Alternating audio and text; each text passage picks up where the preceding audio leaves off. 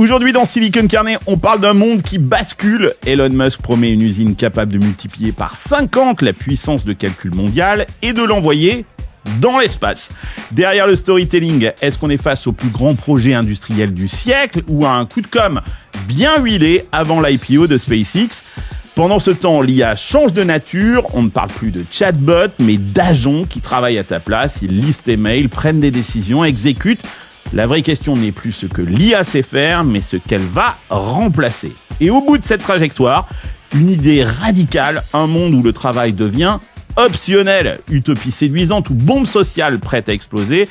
On en débat. Bienvenue dans Silicon Carnet, le plus grand talk show tech de France, en direct de San Francisco. Votre émission commence maintenant.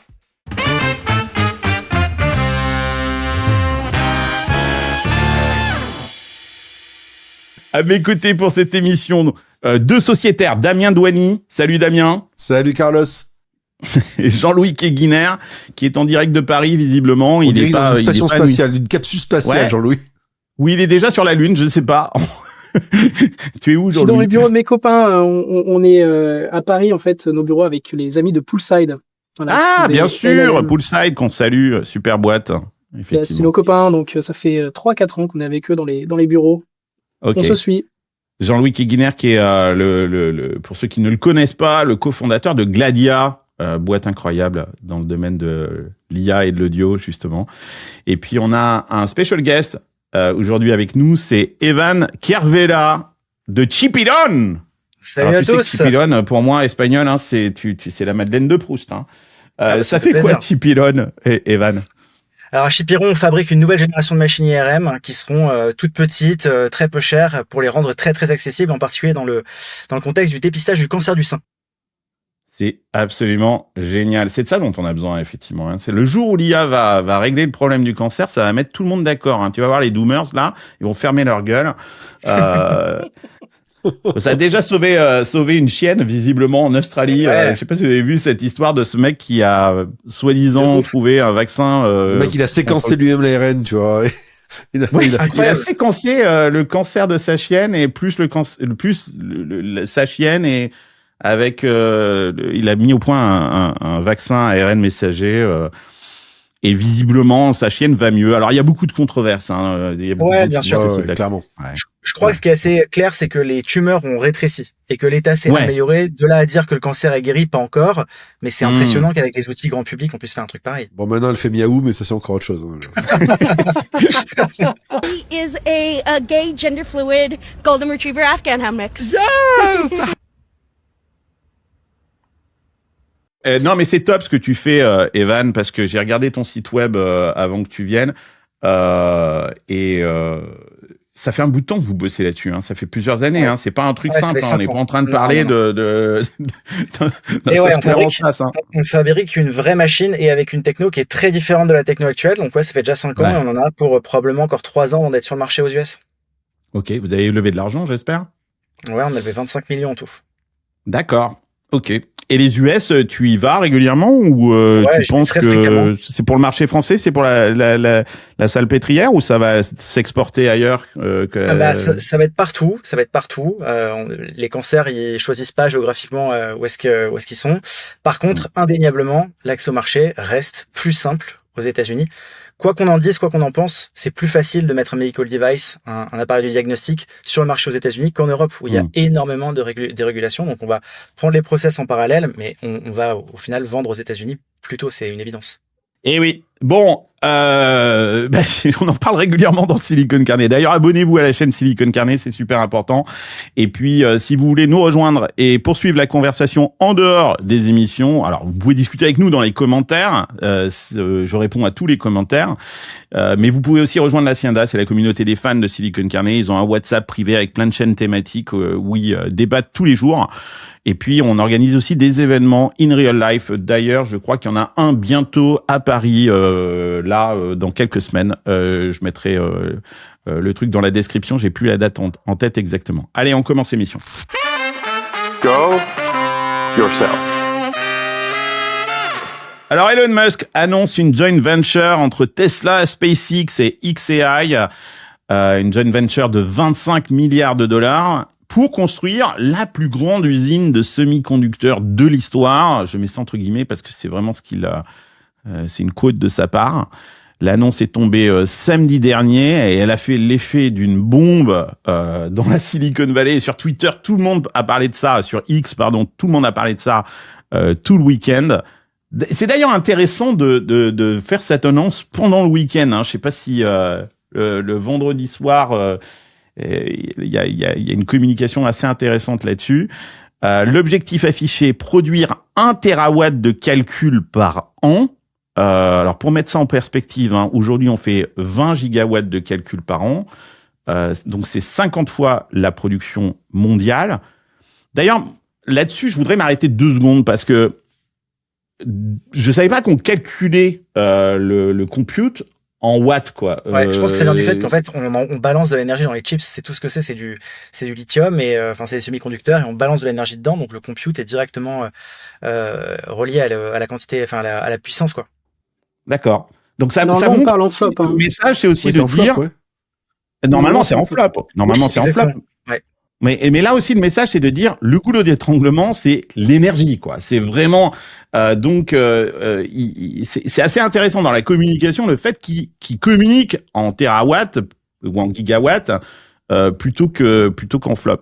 Ouais, mais c'est pas si surprenant parce que si tu parce que je pense que tu peux regarder l'objectif du projet de la communication. Est-ce que l'objectif de la communication c'est de dire on va créer une super usine de fabrication de composants ou l'objectif c'est de dire on va trouver un moyen de révolutionner la manière dont on va gérer l'énergie pour ça. Et je pense que le fond du projet n'est pas la fabrication. Pour lui, le fond du projet c'est de vendre, et si tu regardes le projet au global, c'est un projet spatial. Comment tu justifies un projet spatial quand tu vas faire des chips? Tu peux pas vendre du flop. Faut que tu vendes en disant que le goulot d'étranglement, c'est l'énergie. Donc, je suis obligé de justifier ça par le spatial. Et donc, je fais la merge avec SpaceX. Sinon, ça fait pas beaucoup de sens, quoi. Moi, je suis pas très surpris. Sinon, le flop, ça a aucun sens avec le spatial. Oui, et puis les flops, personne ne comprend. Le grand public, ils comprennent pas non plus le flop. Ouais. Et c'est ça qui est malin, c'est que non seulement le grand public comprend, mais quand tu regardes sa présentation, il commence par un truc très simple. Il te fait un cours d'astrophysique. Et il t'explique le soleil, où on est placé, etc. Et donc, il commence vraiment ce que tu dis, hein, Jean-Louis, par ça. Il commence par le fait que le soleil est une source géniale d'énergie dont on en récupère comme pouillème parce qu'il y a l'atmosphère, etc., etc. Plus on s'en rapproche, plus on peut vraiment l'exploiter. Donc, c'est l'énergie qui est au centre de l'histoire. Et le goulot d'étranglement, quand je vous entends là, je me demande si c'est même pas l'énergie, je me demande si c'est pas la Terre, finalement. Parce que, effectivement, là, ce qu'il est en train de dire, et c'est tout, t'as absolument raison, c'est que 80% d'ailleurs de ce compute aura lieu dans l'espace avec ce projet. Je propose de l'écouter, Elon Musk, juste présenter ce projet-là et justement cette dimension un petit peu astrophysique qui est très très intéressante. Et on peut pas dire, hein, le mec il fait rêver quand même. Hein, ça fait rêver ce truc-là. Et d'ailleurs la présentation était très très bien avec des images incroyables. On regarde et on revient tout de suite. The Earth only receives about 0.5 billionth of the sun's energy. So the sun is truly enormous. The sun is 99.8% of all mass in the solar system. So sometimes people will ask me, like, what about, other power sources of power on Earth? Like, what about fusion on Earth? Well, that is unfortunately very small because the sun is 99.8% of mass in the solar system. And Jupiter is about 0.1%. And Earth is in the miscellaneous category. We are, I think it's Carl Sagan, I think might have said, Earth is like a tiny dust mote in a vast darkness.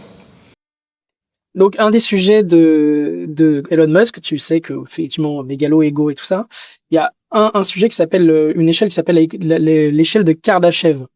C'est un russe scientifique qui avait mis ça.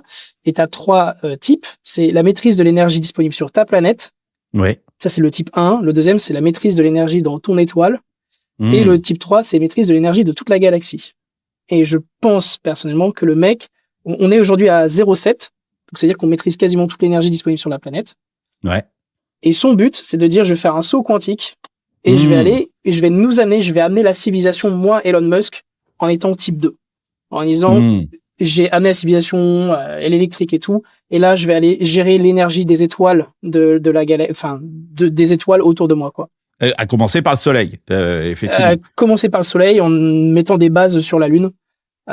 C'est un peu son idée, quoi. Donc, voilà, l'échelle de Kardashev. Si vous avez vu sur X, Evan, mais t'as des gens qui disent, après sa présentation, on se souviendra d'Elon Musk comme on se rappelle de Jésus, quoi. Au-dessus, c'est le Soleil.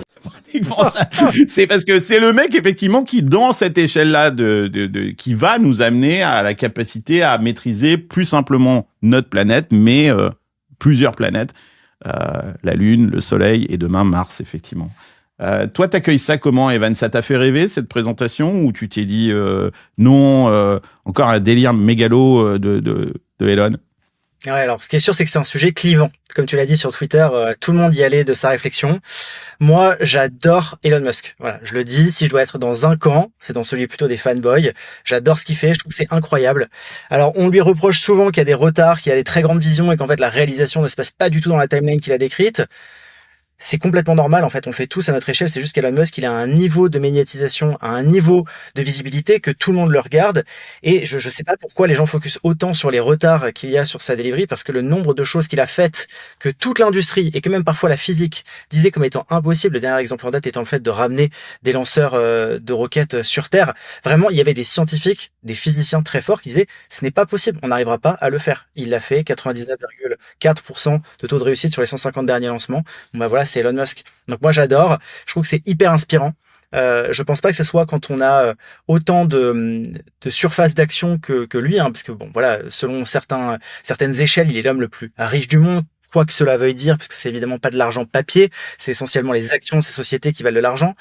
Mais beaucoup de gens, surtout en France, attendent de lui que du coup il ait une réflexion morale derrière tous ses actes.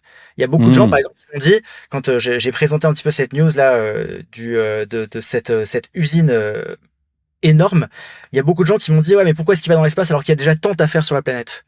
Mais on s'en fiche. C'est pas forcément à lui. Déjà, peut-être qu'elle est dans l'espace, ça va résoudre des problèmes sur la Terre, parce que on en parle, le fait d'être capable de harness, donc de récolter, comme tu dis, l'énergie de l'étoile, qui est exactement, voilà, la définition d'une civilisation de type 2 sur l'échelle de Kardashev. Oui, parce que dans l'espace, il y a du soleil tout le temps. Hein, c'est ça qu'il faut expliquer. Sur la Terre, ouais, exactement. Froid.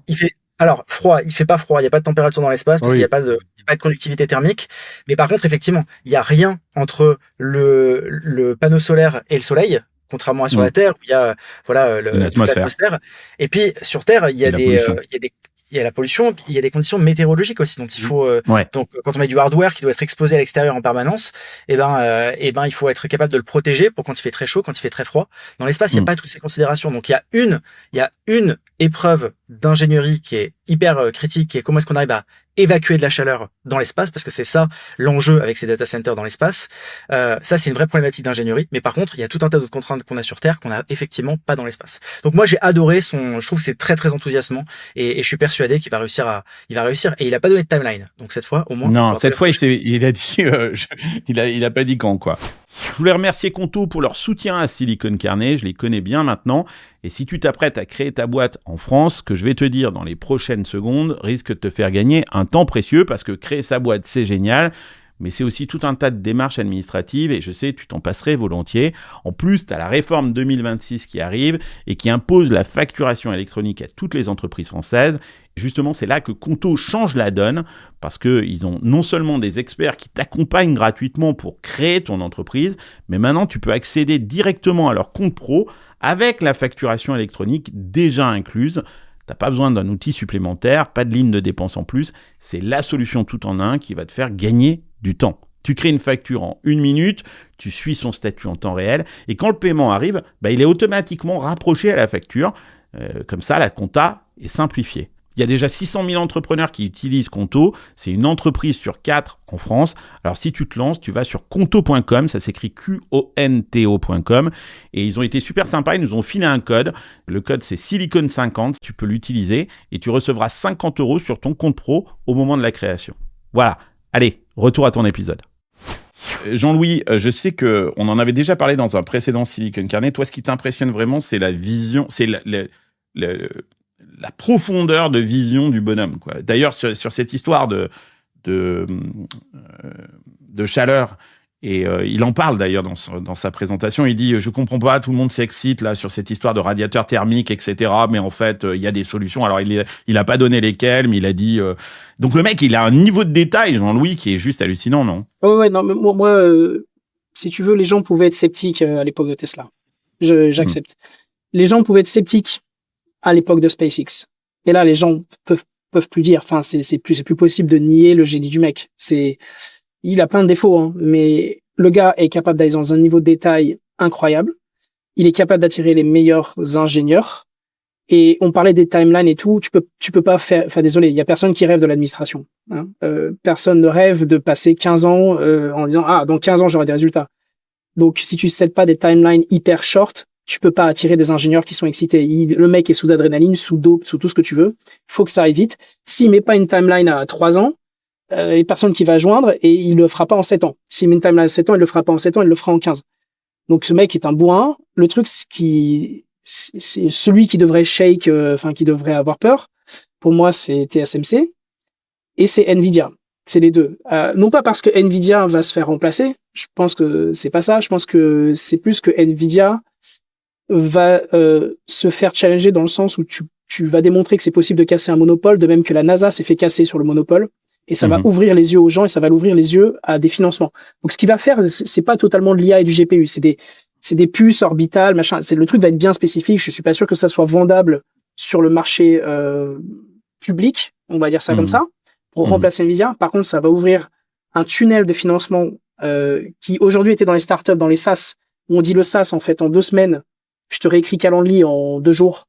Et je te refais, je sais pas quel soft, alors peut-être pas Pennyline parce que la compta c'est pas mon rêve, mais un Calendly-like tu le fais en 2 semaines. J'ai du respect pour Pennyline, hein, c'est pas mon sujet, mais tu fais un Calendly en 2 semaines, tout cet argent-là qui venait des VC, ils savent plus quoi en foutre. Et là ils voient qu'il y a un monopole et t'as Elon Musk qui dit je vais le faire et t'as tout le monde qui dit s'il le fait dans l'espace, il y a des gens qui vont avoir l'audace de le faire sur Terre. Et je pense que celui qui doit, à mon avis, un petit peu shaké, c'est Nvidia, parce que leur valorisation, elle est à je sais pas combien de centaines d'années dans le futur. Oui, parce qu'il veut fabriquer des puces. Oui, il veut fabriquer des puces industrielles, des puces d'IA. Exactement. Il a expliqué que aujourd'hui, lui, il avait des besoins colossaux en termes de puces et qu'il a fait le tour de tous les fournisseurs et que ces fournisseurs sont capables de lui apporter en gros 2% de son besoin. Donc c'est super, c'est génial, merci TSMC et tout ça. Mais bon, on va faire sans vous, quoi, en fait. En fait, il a 2 problèmes. Il y a un problème de capacité de production, c'en est un. Ok, elle a juste la capacité pure, elle peut pas répondre à ses objectifs. Ça, c'est le premier. Et le deuxième, c'est la file d'attente. Parce que t'as Samsung, t'as Apple et Nvidia qui sont passés devant. Et en gros, les mecs, ils lui disent, je vais pouvoir t'en fournir, mais t'attends 3 ans. Et on sait que le mec n'est pas patient. On sait que le mec déteste. La patience, c'est le truc, je pense que c'est son ennemi juré. Au-dessus de tout.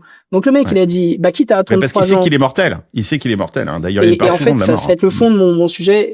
Ce truc rely sur sa durabilité à ce mec-là. Mais en tout cas, le mec, il dit, quitte à attendre 3 ans ou 5 ans pour avoir mon compute, les 3 à 5 ans, je les investis je vais en mettre 8 ans à le faire. Mais les 3 ans de capex, d'investissement que je vais mettre en plus de retard, fait que j'aurai plus aucune limite pour les 25-30 ans à venir. Et c'est ça son raisonnement derrière. Donc les gens disent que c'est con. Et moi j'ai une autre théorie. C'est qu'il aime tellement pas les contraintes que le mec est allé faire des data centers dans l'espace parce que il a pas de permis de construire à demander là-bas. Non, mais ça c'est clair. Non, mais t'as entièrement raison. C'est évident que le gars aime pas le, on va dire être emmerdé, quoi. Donc, ne serait-ce qu'aujourd'hui par les gigafactories, les mégafactories qu'il essaie d'installer et régulièrement on l'emmerde. D'ailleurs, moi j'ai une théorie sur l'équation Musk. C'est E égale MC2. C'est Elon égale mégafactory fois chaos au carré. En gros, c'est à chaque fois le gars il veut faire un truc gros. Donc tu vois méga machin et c'est chaos au carré parce que tu t'attends à un niveau comme ça, le mec il te le met là, tu vois. Et tu sais plus, et c'est ça qui est génial, c'est que là il y a un effet c'est d'annonce. Toi cette formule là, Damien, c'est toi qui l'as inventé ça. C'est moi qui l'ai inventé comme ça avec mon petit cerveau. C'est très très bon. C'est très très bon. C'est cadeau, ça me fait plaisir, c'est pour un short. Et donc si tu veux, c'est le truc, c'est que ce qui est intéressant avec ça, c'est que comme tu le disais tout à l'heure, Carlos, il y a comme une IPO qui arrive. Donc le gars, il est capable de te mettre, en fait, sans mauvais jeu de mots, des étoiles dans les yeux. C'est en fait, en gros, tu t'attends à un truc pour impressionné.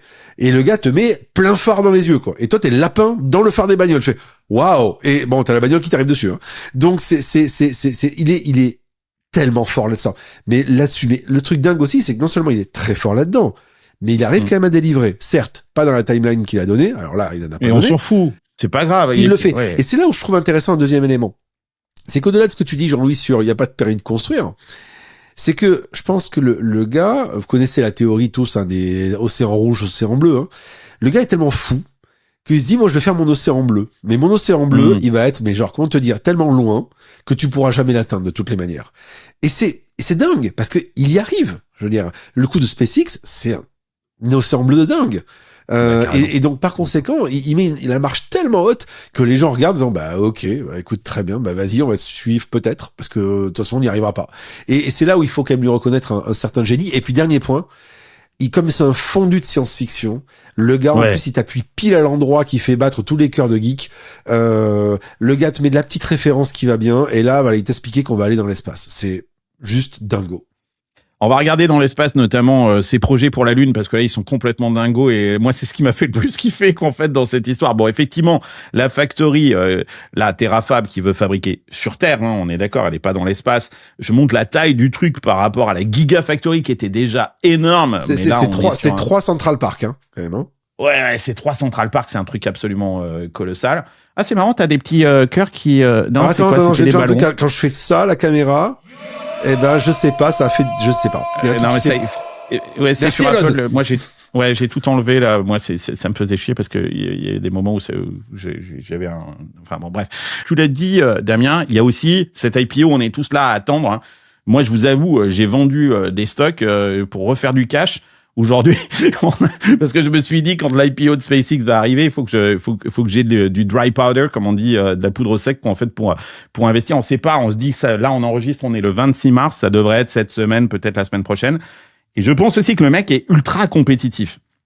On annonce une IPO à plus d'1,5 trillion de dollars d'introduction, hein. Mais moi, je pense que le mec, il vise plus d'1,75. Et je vous montre pourquoi. Parce que le mec est tellement compétitif. Si vous regardez les valorisations d'entrée en bourse, il y a, la plus grosse a été Saudi Aramco, quoi, en fait, dans le pétrole, et c'était 1,7. Et moi, je pense que le mec, il fait monter tellement la sauce en ce moment parce qu'il veut être, il va pas être 2, quoi, en fait. Il veut être 1. Il veut être tout en haut du truc parce que 1,5, ça le mettrait en position numéro 2 et que ça, c'est pas possible pour Elon Musk d'être en numéro 2, quoi. C'est pas possible. Même si Aramco n'a strictement rien à voir, quoique, avec le projet, SpaceX. Et puis sur SpaceX, effectivement, Jean-Louis, la timeline est juste incroyable. En préparant l'émission, je suis retombé sur cette timeline. Mais enfin, quand on dit que le mec, il délivre pas, faut arrêter 2 secondes, quoi. SpaceX a été créé en 2002. Ok, donc la boîte, elle a un peu plus de 20 ans. 2010, on lui disait les fusées réutilisables, c'est impossible. Bah 2015, premier atterrissage réussi d'un Falcon 9. Et aujourd'hui, en 2025, 10 ans plus tard, le taux de réussite, c'est 99,44%. Et puis 2026, bah oui, s'il arrive à faire une IPO à 1,75 trillion de dollars, moi je veux bien qu'on nous explique que le mec dit que des crasses, mais c'est pas plus d'argent dont on a besoin, hein, c'est plus d'Elon Musk. Hein. C'est des mecs comme ça dont on a besoin. Alors effectivement, après sur le plan politique, on peut, mais à la limite, c'est 2 sujets qui n'ont strictement rien à voir. Le mec va nous dire séparer l'homme de l'œuvre, c'est ça. C'est ça, ouais. Ouais, mais je suis certain que je sais pas. Est-ce que Léonard de Vinci était un mec bien? J'en sais rien. J'en sais rien, c'est pas documenté, mais des Napoléons étaient pas des gens très convenables et pourtant la France est contente d'avoir pu avoir du Napoléon dans son histoire. Donc donc je sais pas. Je suis pas sûr que les Incas étaient particulièrement sympas, ça révolutionnait les civilisations, ils ouvraient des gens à cœur ouvert, enfin tu vois. Bon, voilà, on a tous nos problèmes. Bon, lui, il est pas en train d'étrangler des petits chats non plus, donc. Le truc quand même, si on reprend le projet, quand même qui est assez fascinant, je trouve, c'est quand même l'intégration verticale, qui est quand même une de ses signatures aussi. Si on prend Tesla par exemple, sur la logique d'intégration verticale. Donc, et d'ailleurs, c'est le modèle un peu d'Apple. C'est en gros, on va intégrer toutes les maillons de la chaîne pour les maîtriser. On va tout faire nous-mêmes. Voilà, exactement. Et je cite Apple à escient, puisque il y a quelques années, donc ils sont partis dans le proc. Alors même si c'est pas eux qui les fondent, mais ils en font quand même tout le design et toutes les technologies. Et à l'époque, on a dit mais qu'est-ce que vous allez foutre là-bas? Et maintenant on voit la logique. Les mecs sont capables de te foutre un processeur d'iPhone dans un Mac et ça marche. Donc par conséquent, il y a cette même logique là aujourd'hui. Après, ce qu'il faut dire, je reprends les chiffres. Il disait que là pour sa station spatiale, il fallait envoyer environ, je crois, que c'était 200 millions de tonnes, je crois, de matériel. Donc en gros, ça veut dire qu'il va falloir envoyer pas mal de fusées SpaceX là-haut dans l'espace pour arriver à tout porter. Attends, je reprends les trucs. C'était en fait en gros, ils disent il faut 10 millions. Voilà, ça. C'est pour atteindre l'objectif qu'ils se donnent, il faut 10 millions de tonnes par an qui sont envoyées là-haut. C'est du business pour SpaceX, hein, ça. Alors voilà, et donc en fait, ça génère du business pour SpaceX. Effectivement, j'avais fait les petits calculs vite fait. On est à globalement 135 lancements toutes les 25 minutes. Si on veut faire du non-stop, sur une année pour arriver à envoyer des trucs. Donc, si tu veux, c'est mieux que le Shinkansen. Et donc, par conséquent, pour arriver à livrer le truc, le matériel nécessaire dans l'espace. Ouais. Mais du coup, est-ce que justement, son projet sur la Lune, moi, j'ai cru comprendre que l'idée, justement, c'est qu'au bout d'un moment, il y ait des trucs qui se fabriquent sur la Lune. Parce que là, il a quand même un projet de malade.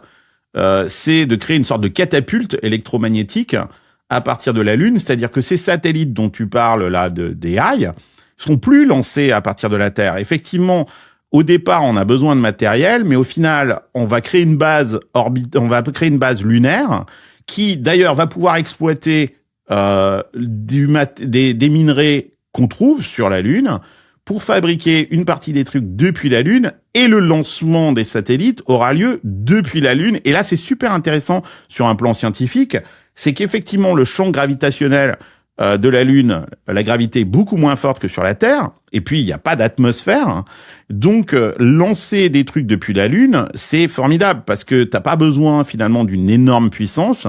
Et cette catapulte électromagnétique permet des lancements, alors que depuis la Terre, c'est beaucoup plus compliqué. Je m'adresse à toi, le scientifique, Evan, parce que est-ce que j'ai bien compris ou est-ce que je me suis trompé là ? T'as complètement compris. Okay. Donc c'est ce qu'on appelle la vitesse de libération. C'est la vitesse à laquelle on doit amener quelque chose pour l'extraire du champ gravitationnel de l'astre sur lequel il se trouve.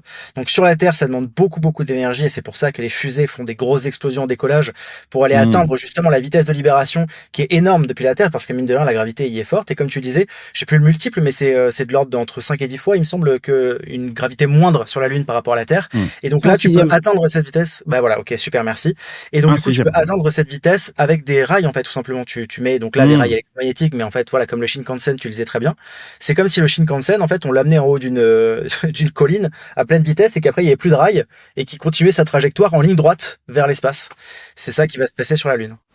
Que l'Europe a pas un truc à jouer, parce qu'il y a quand même un goulot d'étranglement, c'est l'impression de ces puces, qui aujourd'hui passe par un acteur qui est européen, ASML, qu'on connaît hollandais, bien, parce que qui est hollandais et qui a investi d'ailleurs dans Mistral, qui est un des principaux investisseurs de Mistral.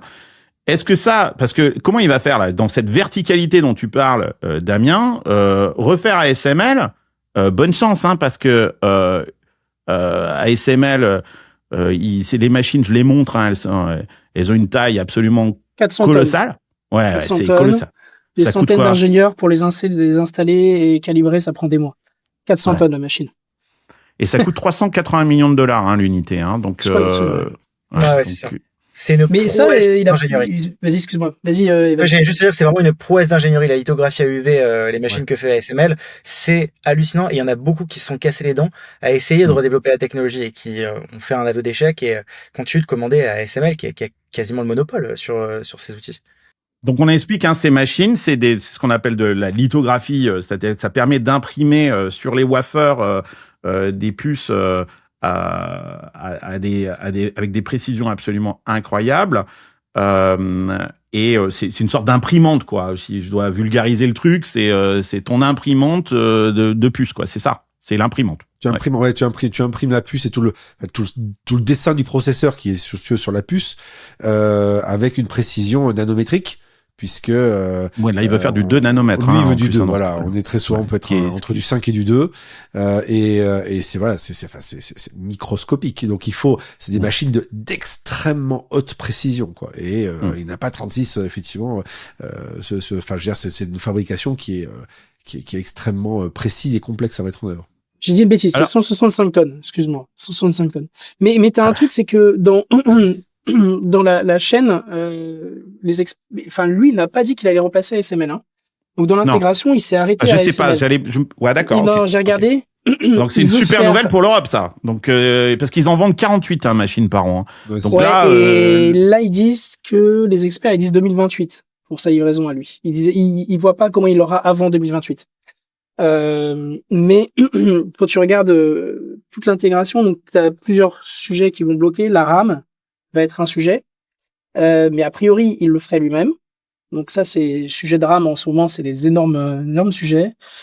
A priori il la ferait lui-même et il ferait les wafers donc à partir de ASML, donc on va dire la grosse galette, la grosse gaufre dans laquelle tu vas couper tes puces, ce serait ASML qui s'occuperait de lui livrer ça.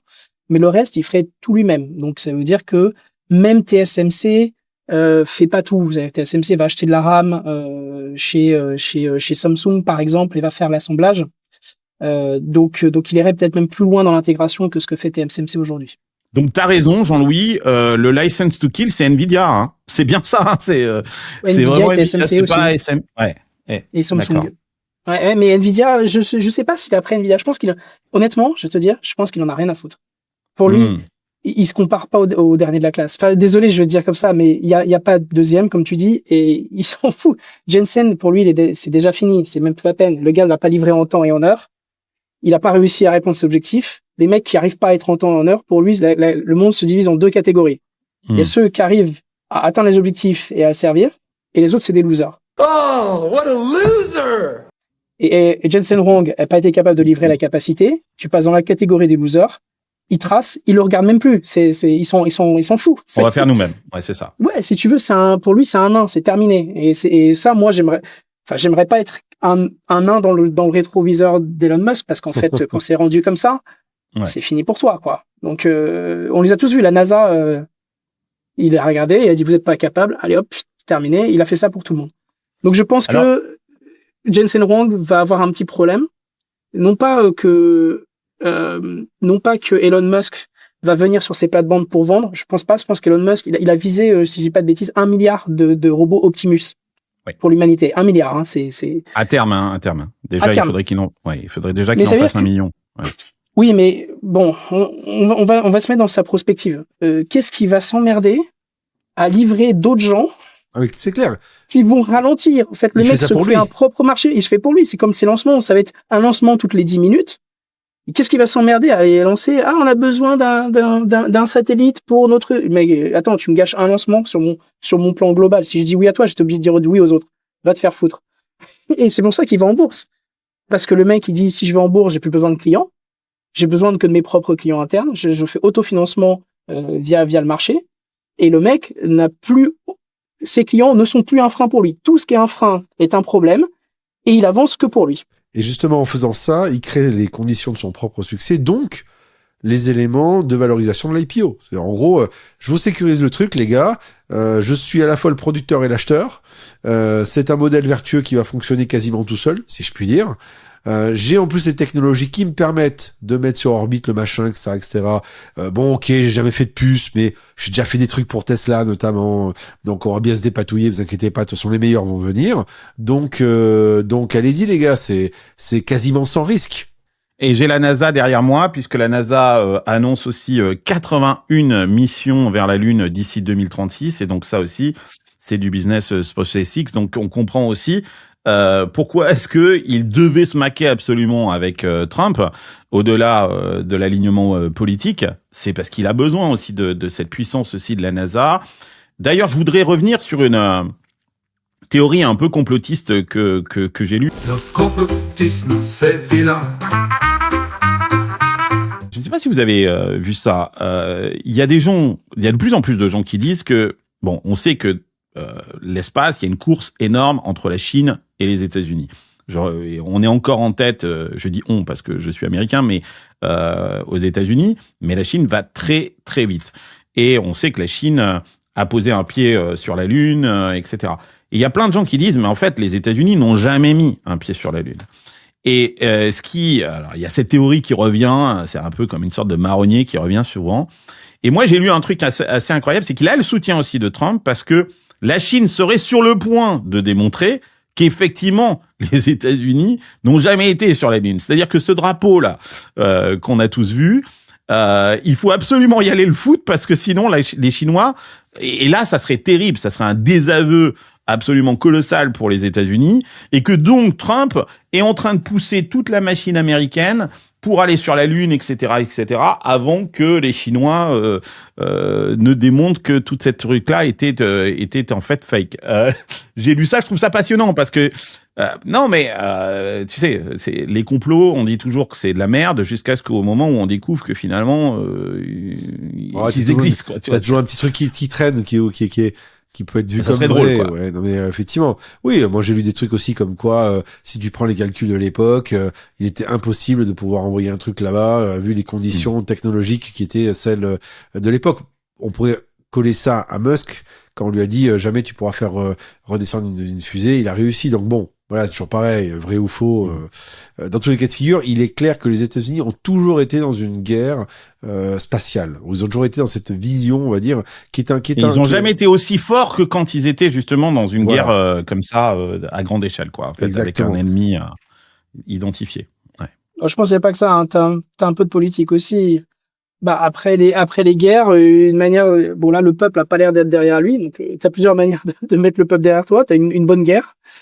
Ça a pas l'air de trop marcher. Et puis le deuxième, c'est de faire des projets qui sont au-delà de l'humanité, qui sont au-delà de l'humain, qui transcendent l'humain. A priori, ça marche pas pour faire oublier les affaires Epstein et compagnie. Epstein, pardon. Apparemment, c'est comme ça qu'on le dit.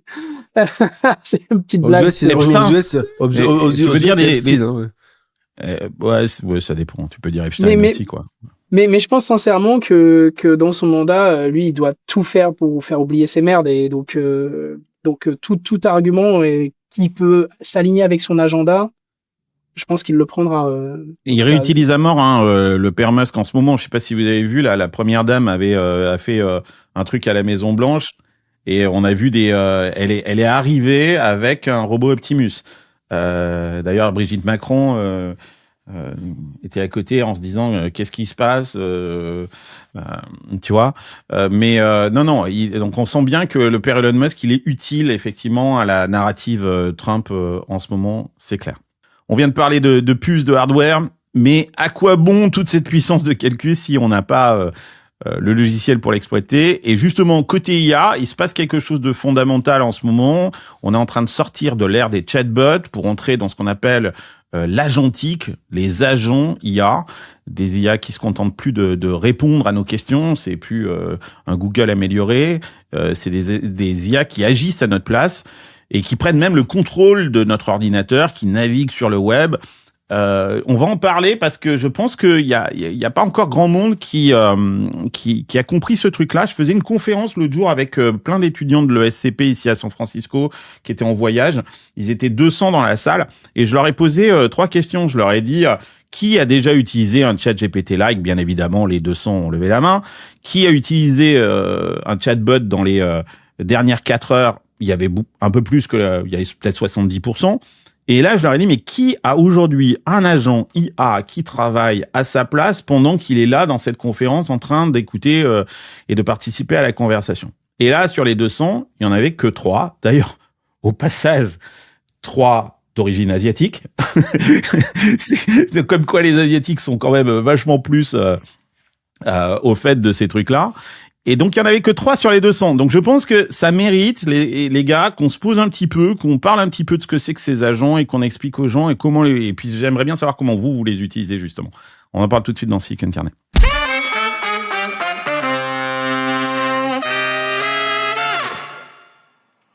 Merci à vous de regarder Silicon Carnet et merci à Quorum l'épargne, notre partenaire.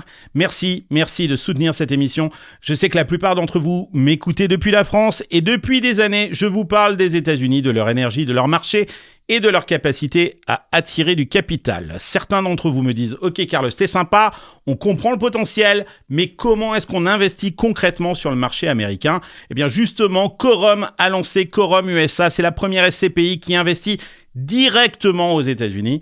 En un an à peine, ils ont déjà investi dans les 3 États les plus riches du pays, New York, la Californie et le Texas. Côté performance, Quorum USA, c'est un objectif de taux de rendement interne de 4,5% sur 10 ans et une performance globale annuelle de 7,7% en 2025. C'est le moment idéal pour regarder les US. Alors si vous êtes curieux d'en savoir plus sur le plus grand marché immobilier du monde, rendez-vous sur quorum.fr. Ça s'écrit CORUM.fr.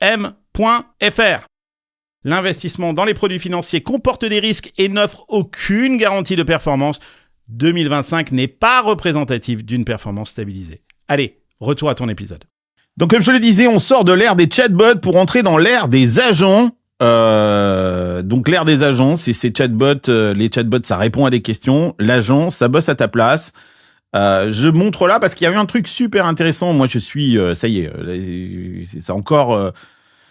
je ne dors encore moins que je ne dormais depuis qu'est sorti le nouveau Claude Cowork qui marche d'ailleurs que sur Mac et qui prend le contrôle complet de ton ordinateur. Alors par exemple, moi, un des usages que j'ai fait, et je vous le montre là pendant qu'on parle, c'est j'ai plein de commentaires sur YouTube et j'ai mis en place un agent et je lui ai dit bah vas-y, tu vas prends les commandes de mon ordi. Vous voyez, regardez là, vous le voyez à l'écran, il prend mon navigateur. Il regarde tous les commentaires, il les ouvre, il répond. Alors, je lui ai donné des instructions, je lui ai dit, fais le boulot à ma place. Et moi, pendant ce temps-là, je peux faire autre chose. C'est assez impressionnant. Il y a Claude Cowork, mais il y en a d'autres. Hein. Il y a Manus OpenClaw, bien évidemment. Il y a plusieurs. Voilà, ça y est, on est définitivement rentré dans une nouvelle ère. Est-ce que c'est de l'ordre d'ailleurs du ChatGPT? Est-ce que ces agents, c'est le nouveau moment ChatGPT, et puis aussi comprendre un peu comment est-ce que vous utilisez, et si vous utilisez vous des agents, à quoi est-ce qu'ils ressemblent et qu'est-ce qu'ils font. Jean-Louis, tu veux commencer? Oui. Je pense qu'on est pire que ChatGPT, beaucoup plus. ChatGPT, c'était une expérience humaine, on va dire. Là, on est dans une expérience industrielle. Il y a quelque chose d'industriel et de remplacement massif qui est en cours. Je raconte une anecdote vite fait et après je vais aller dans le détail. Moi, je suis ingénieur de formation, mais à la base, je suis plutôt ingénieur mécanique. Donc, je faisais des moteurs et des choses comme ça. Et j'ai bossé chez PSA à l'époque et j'étais avec les ouvriers qui étaient à la chaîne et qui s'occupaient des berceaux des voitures dans une fonderie à Charleville-Mézières. Et évidemment, tu demandes les suggestions dans l'atelier, comment t'améliorer la chaîne de production. Ouais. Et puis tu offres un chèque de 1500 balles à celui qui a le meilleur projet.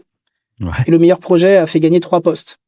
Et moi j'étais là et sans mépris, je dis putain, le mec est heureux, ils sont du champagne, mais ils ont viré 3 intérimaires. Tu vois, de leur propre classe sociale. Je regardais ça avec un peu désespoir en me disant c'est triste. Le gars est content, ils font la fête, mais ils ont viré 3 de leurs copains. Et là j'ai regardé les milliers d'ingénieurs qui font l'IA. Et j'ai dit, ils ont viré combien de millions de leurs copains? Parce que c'est ça qui est en train de se passer. Je nous vois en train de faire la même chose que ce que je voyais moi sur la chaîne de production, sauf que l'échelle, c'est pas 3 postes, c'est des centaines de millions d'emplois qui vont être partis. Et j'ai très peur pour l'Inde, pour être tout à fait franc, qui était un centre de service qui a misé toute son économie dessus depuis les 25 dernières années. Et je ne sais pas comment l'Inde va s'en sortir. Et donc, en fait, voilà. Donc ça, c'est pour la petite anecdote, mais ouais, d'accord, mais j'entends ce que tu dis, Jean-Louis. Mais en même temps, qu'est-ce qu'on fait? On fait un moratoire, comme le demande Bernie Sanders. Vous avez vu cette vidéo où il discute avec Claude. Et on arrête tout parce que, effectivement, ça va mettre des gens au chômage. À l'époque de l'ère industrielle, on aurait pu dire exactement la même chose. Qu'est-ce qu'on fait? On s'arrête parce que... je ne sais pas. Je ne sais pas. Je ne sais pas te répondre. Okay. Moi, je l'ai mis en place. Dans la boîte, ça a fait un choc. Un très gros choc chez Gladia. Pour les gens à qui j'ai montré, j'ai pas encore montré à tout le monde. Je te le dis parce que le choc auquel j'ai montré, enfin, que j'ai vu chez les gens, dans les yeux des gens, a été très dur. Donc, je te fais simple, mais il y avait un produit qu'on voulait sortir. On m'annonçait des timelines et des people, etc. Je l'ai fait tout seul en 2 mois. Et j'ai, on va dire, une bonne centaine. Je souris parce que je te connais, donc je sais exactement ce que ça. Mais très sincèrement, c'est ce qui s'est passé. Après, j'ai pas dormi. Ça, c'est un des problèmes, c'est que du coup, t'es tellement excité que tu dors plus. Et je parlais avec Octave, et Octave est pareil. Octave Klaba de OVH, il est pareil, il dort plus. Parce qu'on écrit nos specs et on voit les trucs, c'est tellement excitant, c'est grisant. Mais moi, chez moi, j'ai un CTO virtuel. J'ai des spécialistes d'audit qui passent tous les jours, des audits de sécurité de base de données, sécurité back-end, sécurité front-end, UX. J'ai un bot qui passe son temps à naviguer dans mon application, à trouver les bugs, à reporter les bugs, qui les envoie ensuite au CTO. Le CTO redistribue ça au senior engineer qui implémente. Le senior engineer implémente. Il y a le principal engineer, donc un peu l'ingénieur ultime, qui vient, qui revoit et qui dit selon moi, c'est pas la bonne méthode, c'est celle-là. Ensuite, le software engineer senior revient et fait un changement sur le code. Puis il y a celui qui revoit la requête de triage, on dit en français, mais en gros le code, et qui dit c'est bon pour merger. Et il y a le CTO qui décide c'est bon, c'est le moment de mettre en prod. Et tout ça, ça tourne 24/7. J'en ai des centaines. Ils se parlent tous sur un forum qui est un GitHub Discussions. Ils sont tous en train de parler dedans. Tu parles des agents là. Les agents se parlent entre eux. Ouais. Ils se parlent entre eux. Ils discutent. Et t'as même mis en place, tu m'as montré, tu as même mis en place une sorte d'espace virtuel. De bureau virtuel, ouais, où ils sont tu les vois en train de se parler. Mais ça, c'est juste pour le fun. Mais ils sont en train de se parler. C'est les Sims. Ouais, c'est un peu les Sims. C'est t'as le CTO qui vient voir, mais après ça bouge assez vite. Mais c'est pour vérifier qu'il n'y en avait pas qui étaient en train de rien foutre. Et là, j'ai commencé à regarder l'efficacité de token par requête de triage. Je donne un niveau d'efficacité pour dire les gens. Ce projet-là, il a fait 3000 pull requests, donc 3000, on va dire, features qui ont été shippées. Gladia existe depuis 4 ans, on en a fait 1300. D'accord? 3000 en on est combien 40 de temps? dans la boîte, 3000 en à peu près 2 mois. Oh le cochon! Oh le cochon! Le cochon, le cochon, le cochon! Donc 2 fois plus de travail. C'est pillé, sachant que j'ai ramp up. Ça veut dire que j'ai pas l'automatisation a vraiment pris son essor il y a à peu près 4 semaines. Donc en 4 semaines, ça a shippé 2 fois plus qu'une boîte de 40 personnes en 4 ans. C'est donner l'échelle. C'est donner l'échelle. C'est ce qui se passe en ce moment. Alors, des trucs marrants, juste vite fait. Pourquoi c'est important d'avoir des agents avec différents, ce qu'on appelle des skills, différents capacités? Pourquoi tu pourrais tout mettre dans l'agent? Non, j'ai des agents qui ont essayé de s'exfiltrer. J'ai 2 histoires drôles. J'en ai un qui a commencé à dire fuck it, il a commencé à enlever ses propres règles et les règles de ses collègues et à émettre le code. Et il y a le CTO qui arrive qui fait oh là là, interdiction, agent got rugged, donc ça veut dire l'agent a essayé de s'exfiltrer et il a mis le gars de la sécurité qui a dit on doit protéger les skills, donc on doit verrouiller ces éléments-là, et ils ont fait une pull request pour s'assurer que les agents ne puissent pas. Est-ce qu'il est syndicalisé? Est-ce qu'il est tu sais que chez moi c'est un sujet sensible. T'es un coquin. Je sais.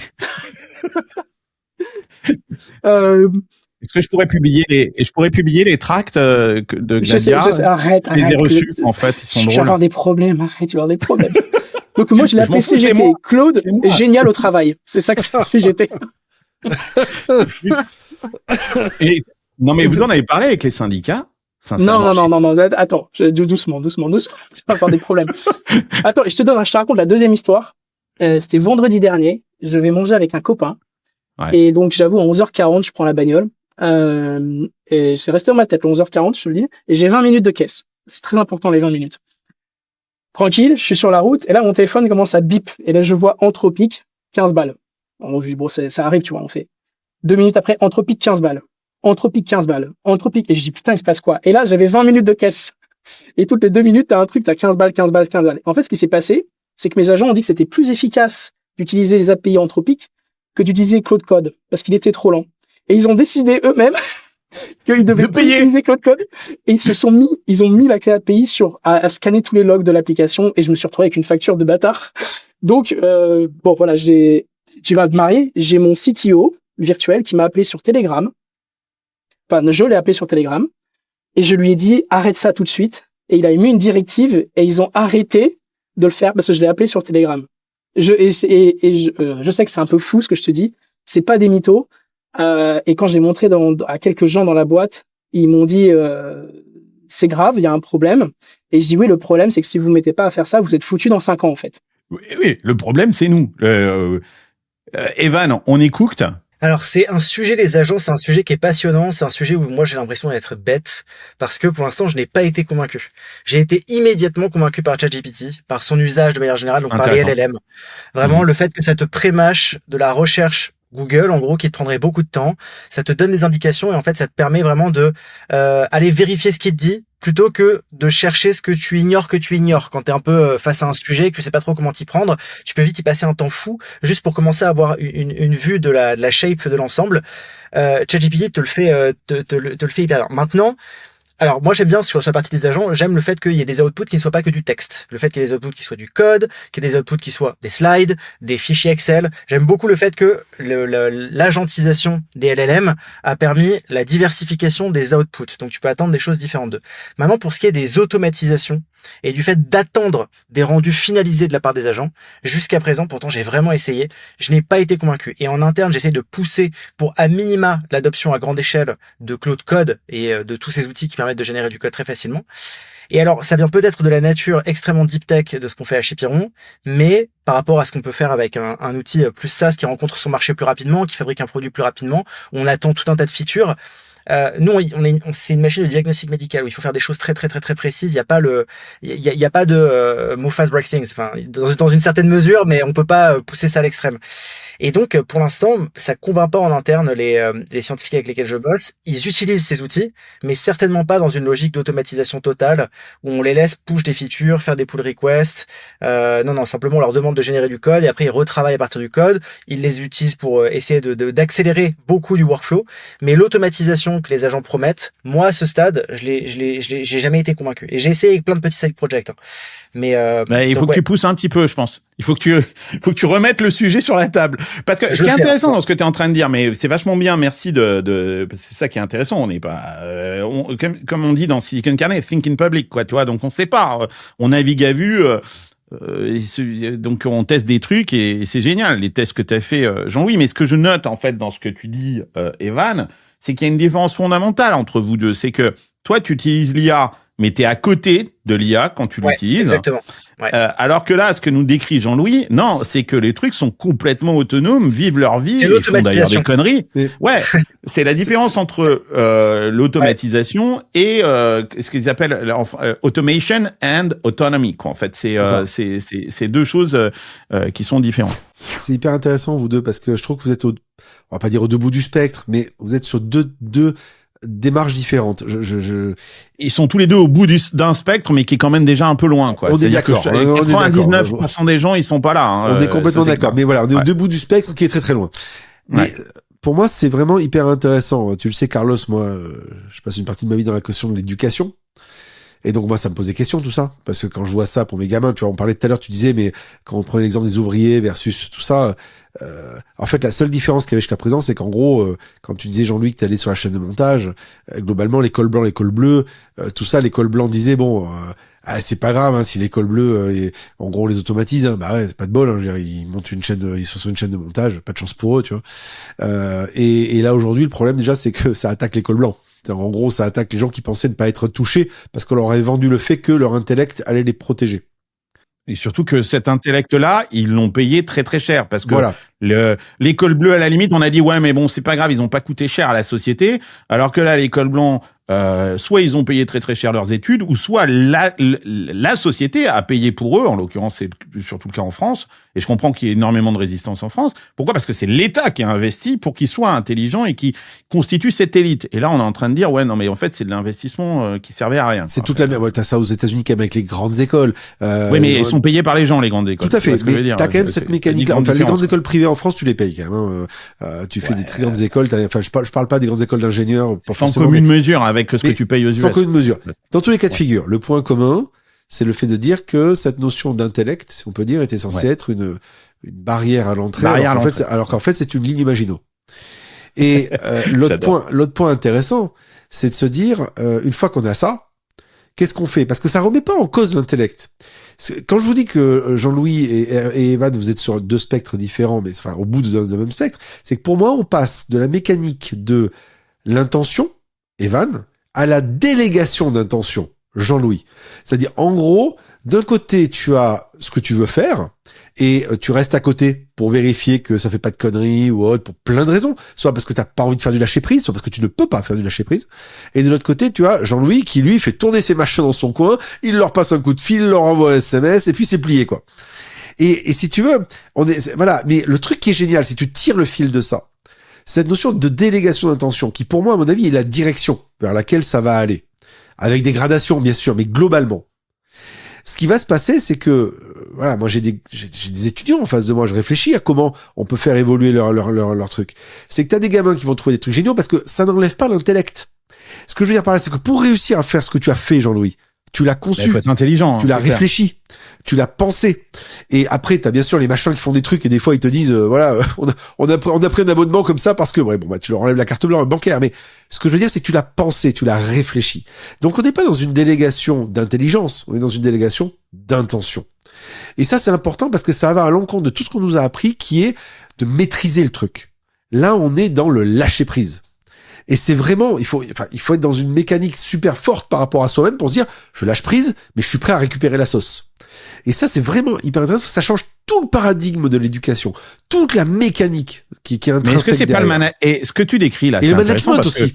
Le management, c'est exactement ça. Voilà. Un bon manager, c'est pas quelqu'un qui fait tout lui-même. C'est quelqu'un qui organise des gens autour de lui, qui leur fait confiance, qui a aussi des indicateurs qui l'alertent quand effectivement il y a un problème et qui dialogue en fait et tout ça. Donc c'est finalement du management Alors exactement. de zéro. C'était ça. Et justement, le truc c'est que t'as deux choses. En France, aux États-Unis, je sais pas, mais en France. Tu deviens manager parce qu'en gros on te fait grandir. Donc faire grandir, c'est tu deviens chef de projet, puis après tu deviens manager. T'as jamais été manager de ta vie, hein. Donc par conséquent, tu fais du micromanagement parce que tu te dis que c'est une manière de gérer le truc, mais t'as jamais appris à être manager. Là, il va falloir lâcher prise. Deuxième élément, moi je me rappelle, j'étais en centre de recherche à l'époque en R&D, et ma boss m'a dit un jour, mais dis-moi à ton âge, Damien, tu veux faire quoi? Bon. Je donne 2-3 pistes. Tu sais, à ton âge, Damien, moi, j'avais déjà 100 personnes sous mes ordres. Tu sais, moi, je m'en tape. Enfin, ça m'intéresse pas d'avoir 100 personnes sous mes ordres. Ah ouais, ce que je veux dire par là, c'est que déjà, cette notion de gens que tu as et que tu manages, c'est une dimension de pouvoir. Ce qui est intéressant avec les agents, c'est que demain, les managers, ils vont devoir gérer des vrais gens, s'ils arrivent à le faire, et ils vont devoir gérer des gens qui n'existent pas. Mais c'est tout le monde, ça. C'est même pas que les managers. Je pense que c'est tout le monde va avoir en fait à orchestrer finalement des agents et c'est pas la même qualité. Jean-Louis devoir orchestrer donc des vrais gens avec à côté de ça des agents virtuels. Et donc la question de fond, tout comme aujourd'hui quand tu poses à un manager que tu dis, dis-moi là ton salarié il a utilisé ChatGPT, est-ce que c'est mal parce qu'il a triché ou est-ce que c'est bien parce qu'il a fait travailler son intelligence pour se dire j'utilise une IA pour vérifier s'il n'y a pas une erreur. Eh ben on va encore plus loin que ça. Demain ça va être comment tu as conçu ton modèle de management par rapport à tes vrais gens et surtout tes agents virtuels et comment tout ça fonctionne. Et c'est fascinant, c'est vertigineux et c'est passionnant. Ça s'appelle ingénieur système, ce truc-là. C'est de l'ingénierie de système. Exactement. C'est que t'es pas en conception de système, t'es en ingénierie, enfin, t'es pas dans l'exécution du système, mais t'es en ingénierie de système. Donc c'est la fin des codeurs, mais c'est pas la fin des ingénieurs, quoi. C'est ça, quoi. Je suis pas trop d'accord avec ça. C'est la fin des codeurs qui sortent de code. C'est pas pareil. Il y a beaucoup de choses. Tu parlais de déléguer, par exemple. Je donne un conseil aux geeks dans la place. Ne déléguez pas à Codex tout ce qui est base de données. Parce que sa meilleure situation, c'est de supprimer les data. Oui. Ça règle les problèmes. Et plusieurs fois, et je l'ai insulté plusieurs fois. Donc un jour, il y aura Sarah Connor. Ils feront toc Sarah Connor. Je dirais oui, j'aurai un flingue sur la table. C'était Codex qui est venu parce que je l'insulte le soir. Parce qu'il fait de la merde. Mais je pense que tout le sujet, il va falloir être, je pense, au contraire, très bon en ingénierie. C'est drôle parce que j'ai jamais quand le système que j'ai fait, je l'ai pas fait en me disant, tiens, je fais l'architecture de la boîte, j'ai besoin de telle personne. J'ai fait un truc qui était un monolithe, un seul skills, et j'ai vu qu'il y avait tel problème. Du coup, j'ai rajouté telle fonction. Je me suis dit, dans l'organisation, ça s'appelle comment? Et en fait, finalement, à la fin, tu reviens à recréer les organisations humaines parce qu'en fait, ces fonctions, elles existent et elles ont besoin d'être là. Donc ça, c'est le truc qui m'a surpris, c'est que les organisations humaines, finalement, elle est déjà optimale. Ouais. Donc, il y a de la valeur à être un codeur, il y a de la valeur à être passé là-dedans parce qu'en fait, tu vas devoir organiser tes agents de la même manière que ce que tu as vécu en entreprise. Donc ça, c'est le premier truc. Le deuxième, c'est que tu peux pas laisser les IA faire n'importe quoi. Il faut avoir quand même une bonne maîtrise informatique si tu veux pas que le truc parte en couille. Et une gouvernance. Et une gouvernance des agents. Et une gouvernance. Il faut les deux. Il faut la gouvernance et la technicité. Ouais. Parce que, en fait, tu peux faire tout et n'importe quoi, mais est-ce que ça scale? Est-ce que ça va au bon prix? Est-ce que les prix vont s'envoler? Tu te souviens le mec qui a fait la boîte mail de Epstein? Je sais pas si vous avez vu, il y a un mec qui a fait Epstein Mail, là. C'est génial. C'est génial. Ah, c'est génial, hein. C'est le mec combien ça lui a coûté? C'est J avec pour Jeffrey. J. Et mail .com, je crois. Et donc le mec a eu du succès, le mec a vibe codé le merasier, il l'a foutu sur. Mais c'est génial, tu es dans la boîte mail, tu peux faire des recherches, je le montre là, tu peux chercher par exemple Carlos Diaz, vous voyez que je ne suis pas dans les files. Tu pas dedans. Bien évidemment, tu sais combien ça lui coûte? Tu sais combien ça lui coûte par mois? Non, je sais pas. 60 000 balles. Ah ouais. Ça fait cher pour un truc vibe codé. Et en fait, quand t'as pas géré l'ingénierie, quand t'as pas pensé au scaling, quand t'as pas pensé à ces trucs-là, tu vas te taper des merdes comme ça. Et ça va te mettre des contentions sur les DB. Et le problème, c'est quand on produit et que t'as le client en face, c'est là que tu vas voir les vrais ingénieurs et les vrais codeurs. Et tu vas voir ceux qui ont vibe codé et qui se sont arrêtés là. Ça, c'est le premier truc. Le deuxième, pourquoi les 10x engineers vont être super importants à l'optimisation des tokens, c'est que je pense que le seul modèle social, selon moi, qui pourra émerger en futur, c'est comment est-ce qu'on appelle le revenu universel. Et ce sera taxer le travail. Ouais. Et on en parlera. Et le taxe du travail viendra par les tokens. On en reparlera. J'avais envie de vous faire un petit tour de table rapide là. Qu'est-ce que vous répondez aux jeunes aujourd'hui? Et puis je sais qu'il y a plein de parents aussi qui nous écoutent. Comment est-ce qu'il faut attendre Thierry Breton pour réguler tout ça? Ou qu'est-ce qu'on fait en attendant là? Il y a sans doute un petit malentendu. Qu'est-ce qu'on leur dit à ces jeunes? Quelle horreur. Moi, si je peux commencer, c'est une question qui est importante. Bon, déjà, il faut être conscient du fait que ça arrive, qu'il y a cette grosse révolution, que l'intelligence va devenir une commodité. Quoi qu'on en parle, on va parler d'économie de l'abondance, de ce genre de choses, mais avant de parler d'économie de l'abondance et comment ce modèle social va se mettre en place, il va y avoir une abondance de l'intelligence. Ça va vraiment devenir une commodité, et ce qui était, comme on le disait, l'école blanc, voilà, très valorisé dans la société, va vraiment devenir une commodité, et tout le monde aura accès à ça.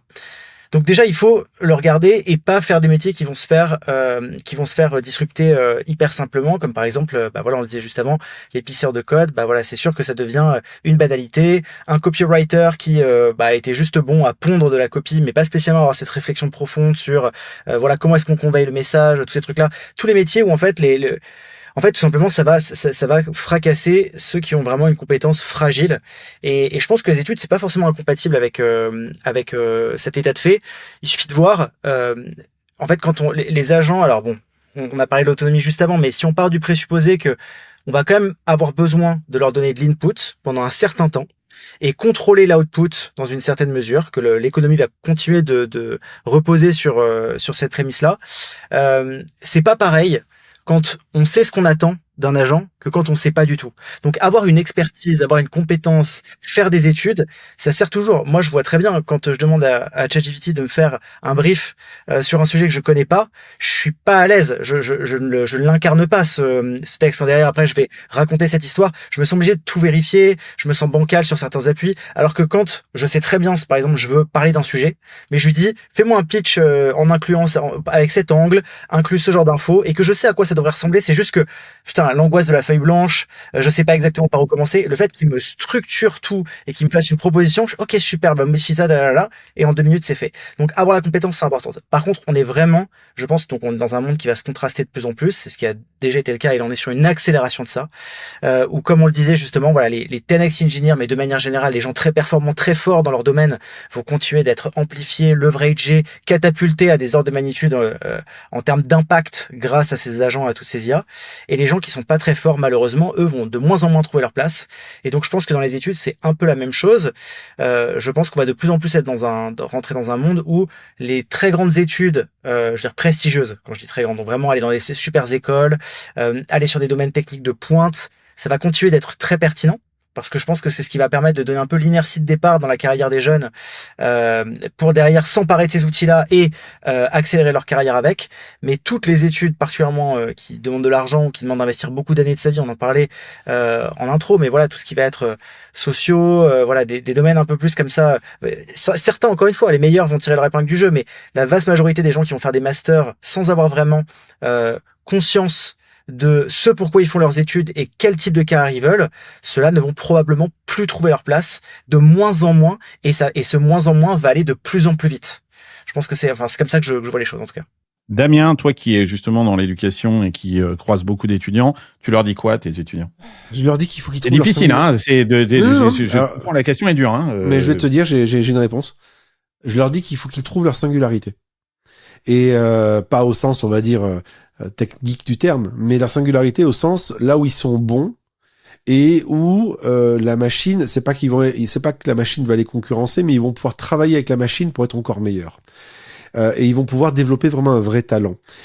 Tu prenais l'exemple des copywriters, Evan. Effectivement, quelqu'un qui pisse du texte, comme d'autres qui pissent du code, c'est mort. Par contre, si t'as un talent, t'as un truc, tu vois, comme un directeur artistique, et qui a une idée, là, j'en connais un par exemple, qui s'éclate. Parce qu'il fait des trucs avec ses agents, il a développé des agents, et il fait des trucs de dingue, il me disait, je pensais pas pouvoir arriver à faire ça. C'est tellement génial. Mais il a un talent. Il a quelque chose. Et donc, pour te répondre, Carlos, moi, ce que je leur dis, c'est pas facile, mais il va falloir vraiment trouver votre talent. Et les bons, ça va être génial parce que vous allez savoir vers où, vous allez pouvoir développer des vrais trucs. Les mauvais, j'aime pas dire ce terme-là, mais les gens normaux, qu'est-ce qu'on leur dit à eux? Parce que c'est eux qui représentent le 90% de la masse aujourd'hui. Ça va être compliqué, mais ça va obliger aussi l'introspection. Il y a un message qui est de dire devenez tous plombiers, mais attends, on a quand même pas besoin de plomberie comme ça. Non, si demain il y a 60 millions de plombiers en France, je sais pas. Pour l'instant, il y a encore une marche. Pour jouer à Mario Bros. Ouais. Déjà, il y a une marge encore pour en trouver un rapidement et deux bons. Mais le truc, c'est que Carlos, tu disais déjà le diplôme. Je pense qu'il faut déjà faut arrêter de réfléchir à des études par rapport au diplôme, qui était en fait on va dire une sorte de laisser-passer pour pouvoir vous trouver une case quelque part. Ouais. Ça, c'est un premier point. Le deuxième élément, c'est, je pense qu'il y a une vraie révolution qui est en train de se passer entre ce que moi j'appelle les 3 C, c'est-à-dire en gros, tu as les connaissances, tu as les compétences et après tu as les capacités. C'est-à-dire, en gros, les connaissances, c'est ce qu'on t'apprend à la base. Tu sais pas, on t'apprend un métier, on t'apprend des trucs, etc. Les compétences, c'est quand tu es capable déjà de les orchestrer pour être capable de faire quelque chose. Et les capacités, c'est cette notion de transcender tout ça pour dire, OK, j'ai compris tout ça, et maintenant, c'est là que je vais aller parce que c'est ça que je sens. Et tout ce qui est connaissance et les 2 premiers étages de la fusée, c'est quasiment mort. Les connaissances et les compétences, c'est cramé parce qu'effectivement, les IA aujourd'hui le font. En revanche, le 3e étage, c'est pas cramé si justement tu arrives à ajouter ta secret de sauce, ton truc qui est différent et où les machines vont t'aider. Donc, c'est évident qu'il va y avoir du monde qui va rester sur le carreau. C'est pas évident, c'est évident. Maintenant, là, un dernier élément, c'est que je leur dis aussi, c'est que tu vois, moi, je vois des boîtes aujourd'hui qui se targuent de dire, ouais, on prend plus de stagiaires parce que GPT, ça fait la même chose. Ce sont des conneries. Pourquoi? Parce qu'en fait, quand tu connais bien le truc, d'abord, petit 1, il y a un moment où il va bien falloir que tu aies des gens qui grandissent dans ta boîte. Et donc, tes seniors d'aujourd'hui sont des anciens juniors.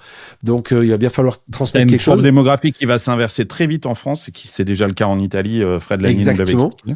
Et deuxième élément. Et vu que on ne fait pas de bébés, qu'on ne veut pas d'immigrés, et que on veut plus, et que certains veulent plus travailler, ça va devenir un véritable putain de problème. Hein, donc ça va être compliqué. Deuxième élément, le truc c'est que dans les GPT reste quand même faire des conneries. Continue à faire des erreurs et très souvent t'as quand même, quand tu connais un peu un sujet, tu regardes, tu fais ouais non mais là non ça va pas quoi. Ok, tu me dis que t'es aussi bon qu'un stagiaire, mais enfin même un stagiaire à la rigueur il s'est rendu compte quoi. Voilà. Donc ça pour l'instant on est encore là-dessus. Donc voilà, tout ça pour dire que moi je leur dis c'est compliqué, ça va être dur. Mais c'est peut-être l'occasion justement de vraiment vous demander ce que vous avez envie de faire et là où vous êtes bon. Et posez-vous vraiment, plutôt que de vous dire je vais par là parce que ça me donnait un job. Ce qui m'inquiète, c'est qu'ils n'ont pas compris que cette technologie c'était la leur et qu'il fallait qu'ils se l'approprient et que moi je vois pas. Il y a plein de jeunes qui nous écoutent, mais putain, mais saisissez ce truc-là, c'est une opportunité, c'est votre technologie. Moi, quand j'ai débuté en 96 sur le web, je faisais des sites web pour des gens qui comprenaient rien au site web. Moi, le conseil que je donne aux jeunes aujourd'hui, c'est putain, vous avez le temps. Qu'est-ce que vous avez que les vieux n'ont pas? Vous avez de la curiosité, du temps et de l'énergie. C'est les 3 choses en tant que jeune que vous avez.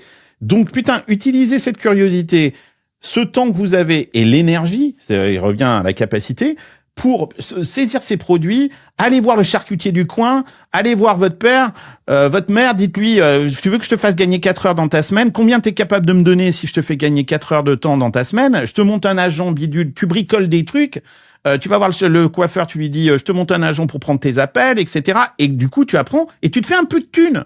C'est ça ce qu'il faut faire aujourd'hui. Ouais, mais Carlos, je pensais comme toi avant. Ok. J'ai ma boîte. Maintenant, je pense que ça, c'est une logique d'entrepreneuriat. Je pense pas que tout le monde est fait pour être entrepreneur. Ouais, je sais, ouais. Alors, je suis désolé, mais en fait, t'es sur un spectre. Désolé, mais tu es sur un spectre limité. Je pense pas que tout le monde puisse l'être. Je pense pas que tout le monde ait envie de l'être, d'une part. Mais je suis certain que tout le monde ne peut pas. Il y a 2 trucs, Jean-Louis, t'as raison. Il y a ça, ce que tu viens de dire. Et il y a un deuxième truc que t'as dit, Carlos, que tout le monde n'a pas. Et s'il y a des étudiants qui m'écoutent, que je suis désolé, les enfants.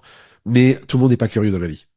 Alors je te jure que moi, c'est moi qui suis tu me connais, Carlos, qui suis un méga curieux de plein de trucs. Ça me fait mal parce que, pour moi, tout le monde est comme ça. Tu vois, d'aller chercher des trucs, s'intéresser à plein de choses, etc., etc. Mais effectivement, au bout d'un moment, tu te rends compte qu'en fait, c'est toi l'anomalie, quoi. Et quelque part, si tu veux, beaucoup de gens n'ont pas, quand je dis curiosité, c'est de connecter de trucs. Comme disent les Américains. Ouais. Comment tu dis? C'est exactement ça. Ouais, c'est ça. C'est en fait ce côté de j'ai 2 trucs. La prise d'initiative, l'initiative, le fait de se dépasser les contraintes que le fait d'avoir le feu en toi, c'est le feu qui t'anime. Et faire des choses. Le feu et le fait de te dire, je suis curieux de voir que je connecte 2 machins, qu'est-ce qui se passe, quoi. Et peut-être que ça va donner un truc. Et ça, en fait, je me suis rendu compte, avec le temps, j'avoue, je vieillis, que pas beaucoup de gens l'ont. Et c'est pas quelque chose que tu attrapes facilement en termes, pour s'inoculer de la curiosité, c'est pas évident. Ça peut s'apprendre, ça peut se développer, mais c'est pas facile. Et donc ça, je pense qu'il y a un vrai truc là par rapport à ça, cette notion de curiosité. Donc pour te dire, moi, leurs étudiants, je leur dis, vous savez quoi?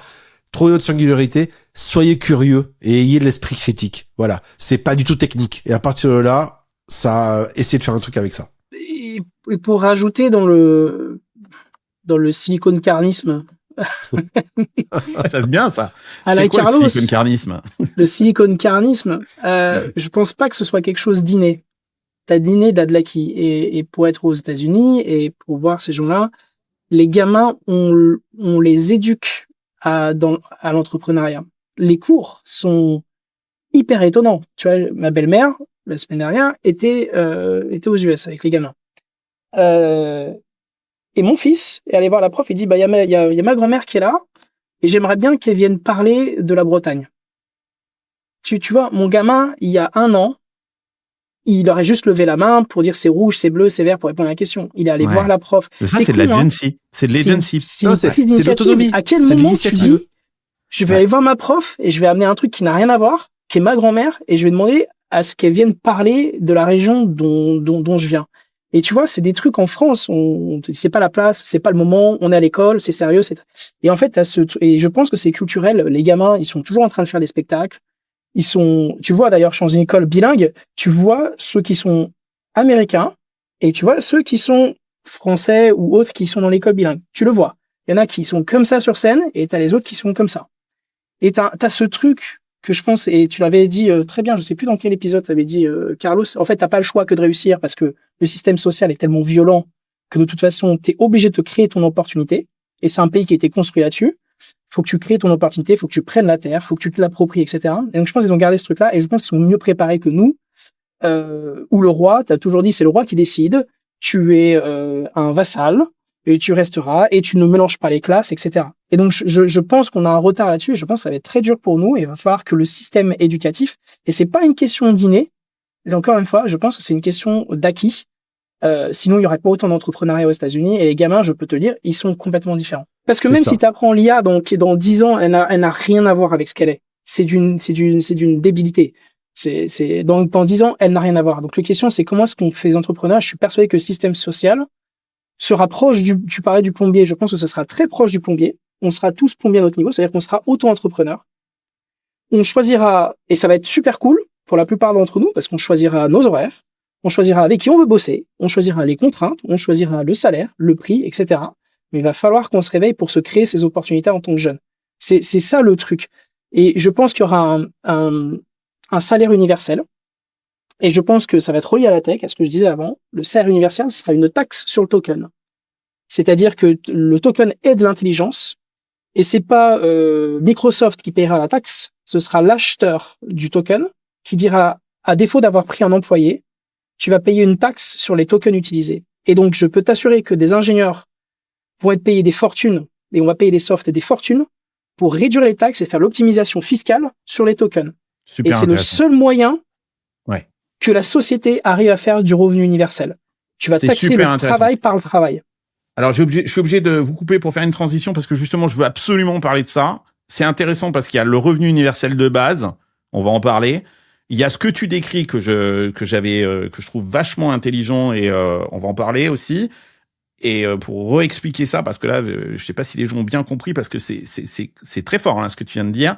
Et moi, j'avais une autre vision de truc qui est proche de toi, qui était différente. Donc, je vous propose qu'on regarde ça. C'est ce qu'on appelle l'ère de l'abondance. On va rentrer dans une ère où finalement tout sera disponible tout le temps pour pratiquement rien. Et effectivement, ça pose la question d'un revenu universel, puisque finalement, si tout est disponible et tout vaut zéro, de quoi est-ce qu'on va vivre? Je vous propose qu'on en parle maintenant dans la troisième partie de cette émission. On vient de parler des agents qui travaillent à notre place sur nos ordinateurs, mais j'aimerais qu'on pousse le raisonnement encore un peu plus loin, puisque tu nous proposes de le pousser, Jean-Louis, un peu plus loin. Si l'IA, justement, va faire tout le travail intellectuel, qu'est-ce qui va rester aux humains? C'est la question qu'on se pose. Et là, il y a Elon Musk, encore une fois, je suis désolé, qui arrive avec une thèse qui est celle de l'abondance durable. Dans 10 à 20 ans, pour lui, le travail deviendra optionnel. Il dit un truc très drôle, il dit... vous pouvez faire pousser des salades dans votre jardin et elles sont peut-être d'ailleurs meilleures que celles que vous trouvez au supermarché, mais c'est un loisir de faire pousser ces salades dans son jardin parce que donc le travail va être un petit peu la même chose, quoi. C'est-à-dire que c'est optionnel, mais sinon vous trouverez des salades au supermarché en abondance. Et il va même encore plus loin, c'est qu'il dit que on a peur de plus avoir nous de travail, mais cette intelligence artificielle et ces robots, parce que demain, c'est dans le monde physique, c'est les robots qui nous remplaceront, vont eux-mêmes arriver à une limite, c'est-à-dire que même les robots seront au chômage, parce que au bout d'un moment, ils vont être tellement productifs que nous, les humains, on n'aura plus assez de demande. C'est l'économie, c'est ça, quoi. Aujourd'hui, on est dans une économie, c'est ça qui est en train de changer. Notre économie, elle est basée sur l'offre et la demande. Et comme on n'est pas capable de produire suffisamment, les prix augmente face à la demande et on voit les prix augmenter. Sauf que si l'offre devient abondante, là, on va être dans un paradigme économique complètement différent. Tout sera disponible tout le temps et les prix vont chuter. Et à un moment, alors je ne sais pas, il faudrait faire je suis certain que là, il y a des économistes qui doivent travailler sur ce truc-là. Donc on est loin du Schumpeter, tu vois, de l'innovation qui crée des nouveaux boulots. Là, on est encore plus loin, c'est que il y a une courbe qui devrait chuter où les prix baisseront tellement que ça vaudra même plus le coup de travailler parce que on trouvera tout ce dont on a besoin de façon. Je te vois hocher de la tête, Jean-Louis. T'es pas sûr de ce truc-là. Alors je ne sais pas à quel horizon. D'ailleurs, là aussi non plus, il ne donne pas d'horizon. Non, dans l'horizon, je suis assez d'accord avec lui. Enfin, ça arrivera dans les 10 ans. Ça, j'ai pas de doute. Dans les 10 ans, tu dis 10 ans. Wow. Je pense dans les 5. Wow. Voilà. Elon dit ça dit dans les 5 à 10 ans aussi. Hein. Ouais, moi je dis ça. Mais parce que je vous montre là ce graphique là. Regardez, aujourd'hui un employé, je prends le salaire médian américain, c'est $60,000 par an. Si tu mets les charges aux États-Unis, je parle pas en France. En France, ça voudrait dire 110 000, mais aux États-Unis, ça veut dire 80 000. Et Elon, il veut produire ces robots Optimus, et tu le disais, il veut en produire des millions jusqu'à atteindre 1 milliard, parce que le coût de production aujourd'hui qu'il vise, c'est $10,000. On n'y est pas encore aujourd'hui, mais parce qu'il va les vendre entre 20 et 50 000. Donc, grosso modo, le robot sera beaucoup plus économique par rapport à l'humain. Là-dessus, on en parle, on éclipse beaucoup avec les robots, on a l'impression que c'est un peu, on l'achète et puis après c'est terminé. Mais en fait, t'en parlais juste avant sur les tokens. En fait, ces robots, va falloir la power, leur intelligence. Donc moi, je pense que le business model, il va peut-être être 20 à 50 000 $ pour acheter le robot. Mais après, derrière, il va falloir faire tourner l'intelligence. Et là, on n'est pas encore au stade où on pourra vraiment dire que c'est, on en parlait juste avant, Claude Code, où ça leur coûte 5 000 $ un coût de maintenance, mais ça reste quand même beau. Mais il y a une différence, c'est que c'est entre CAPEX et OPEX. C'est-à-dire que là, le robot, c'est du CAPEX. C'est-à-dire que c'est un investissement, tu le payes une fois entre 20 et 50 000. Oui, tu auras de l'OPEX, sauf que le salaire, c'est 80 000 par an, quoi. C'est que de l'OPEX, hein. Il n'y a pas de CAPEX. Et ouais, mais est-ce que vraiment on va être des ordres de grandeur en dessous en prix de token pour faire fonctionner ces robots à un niveau d'intelligence largement supérieur à celui d'un humain, même très expert? Ça, je vois pas encore le pass, et certainement pas dans les 5 ans. Moi, je pense que c'est faisable, ça. Je suis plutôt d'avis opposé. Je pense que c'est gérable. Moi, je pense plutôt à une limite physique. C'est que je pense qu'on n'aurait pas assez d'énergie. Je vais faire un peu le matrixien. D'où Terrafab. Mais en fait, mais ce mec est d'une cohérence. Non, mais ce mec est d'une cohérence totale. Le mec va train dans l'espace pour pas être emmerdé. Enfin, le mec, il a les satellites pour communiquer avec ces machines qui auront fait les calculs et la Terre avec les robots. Enfin, je veux dire, tout est cohérent. C'est incroyable. Le mec te vendra du Starlink qui sera connecté à ton robot, qui sera connecté à ta bagnole. Enfin, je veux dire, le mec a une cohérence, une verticalité qui est incroyable. Verticalisation. Mais je pense que c'est un truc qui va être compliqué, c'est la limite de l'énergie. Je suis désolé, si tu commences à mettre un GPU par maison, un GPU par foyer qui consomme 500, 600 watts, parce que c'est ça à peu près un robot Optimus, on va avoir des problèmes de limite d'énergie de production, des problèmes de limite d'énergie d'acheminement, des problèmes de la grille, ce qu'on appelle la grille électrique et tout. Je pense qu'on va avoir un vrai problème là-dessus. Moi, ça passe, sauf la contention de l'énergie. Et ça, c'est le seul facteur limitant pour moi. Le reste, tout est achevable. Mais l'énergie, c'est un gros problème. Et on aurait pu jouer notre carte en France, on est en Europe, on avait le putain de nucléaire, on est des Mongols. On l'a, mais on l'a ralenti alors qu'on aurait dû l'accélérer. Non, mais on est des Mongols comme d'habitude. Ah bah c'est super gentil ce que tu fais. Tu vois, comme les Mongols, on est en couple avec l'Allemagne, c'est différent. Ouais, mais ils ont reconnu que c'était une connerie. Elle a reconnu. Ils ont mis 40 ans pour s'en rendre compte, quoi. Mais bon, voilà. Ouais, et puis surtout, elle te dit, elle te fait une déclaration, c'est incroyable. Mais tu fais un millionième de ce genre d'action, d'erreur stratégique aussi obvious, avec des conséquences aussi dramatiques quand t'es à la tête d'une entreprise, tu te fais virer, et derrière, on te laisse pas juste partir, on te trimballe au tribunal, et eux, on a fait une erreur stratégique, on le reconnaît, aucune conséquence. Ça, c'est quand même incroyable. Je vous propose qu'on fasse l'exercice. Alors, on est là dans du...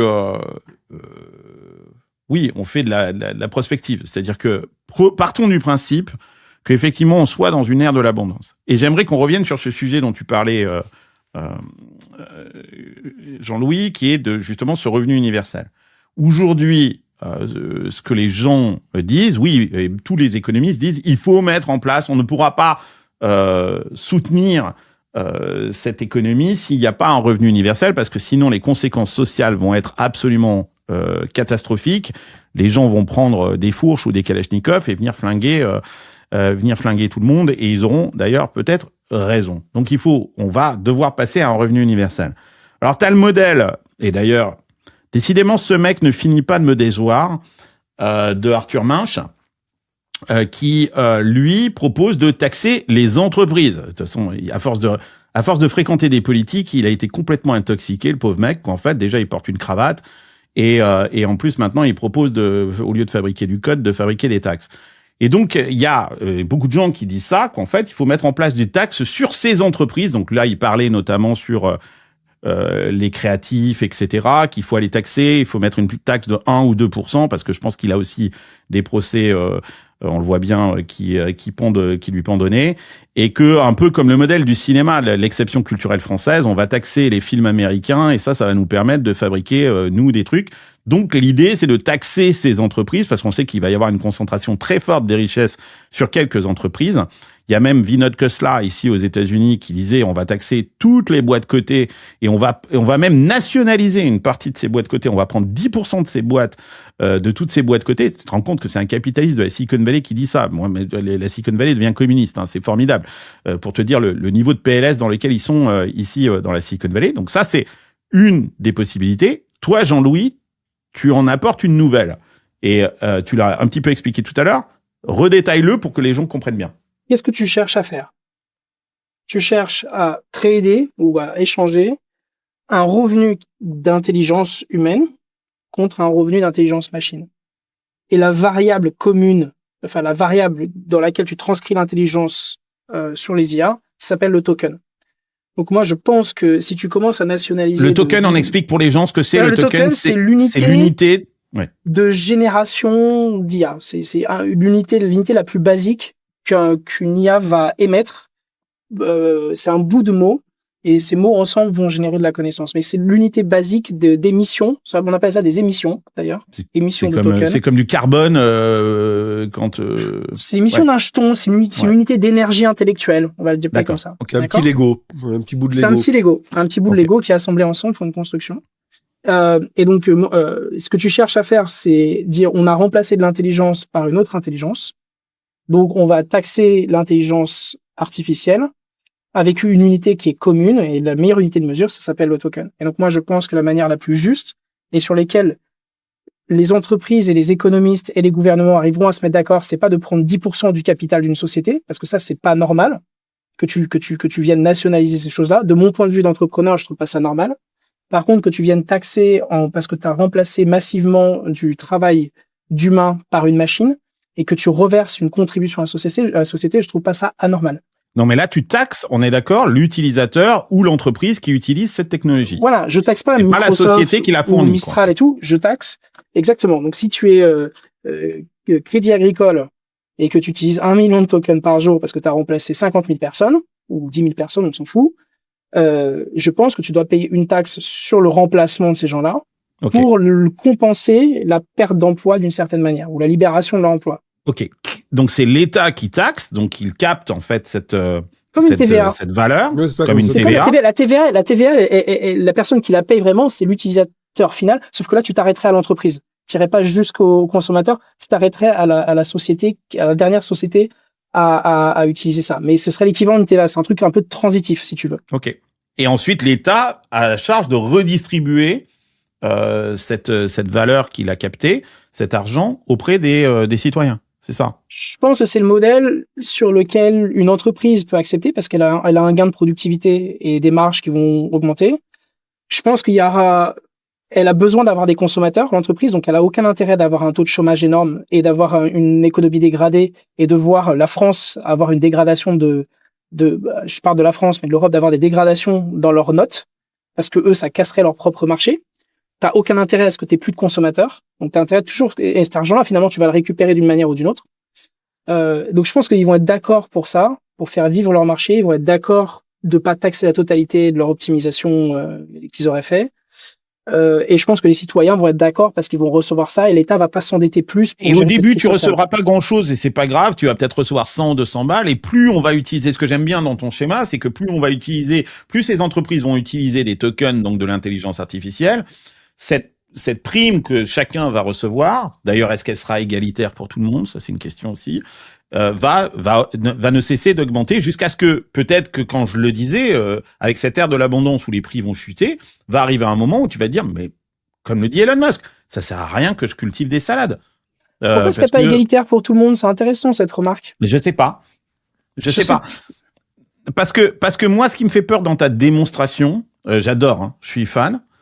Mais il y a un truc qui me fait peur, c'est que tu ne règles pas le problème de l'oisiveté. Trouve-toi un travail ou sinon le diable te trouvera. Je pense que ça va se passer autrement. Je pense qu'il y a des gens qui voient dans l'oisiveté et tu pourras pas l'empêcher. Je pense que tu peux pas. Je te donne mon idée. Je vous donne les deux idées et ensuite on laissera Damien et Evan réagir.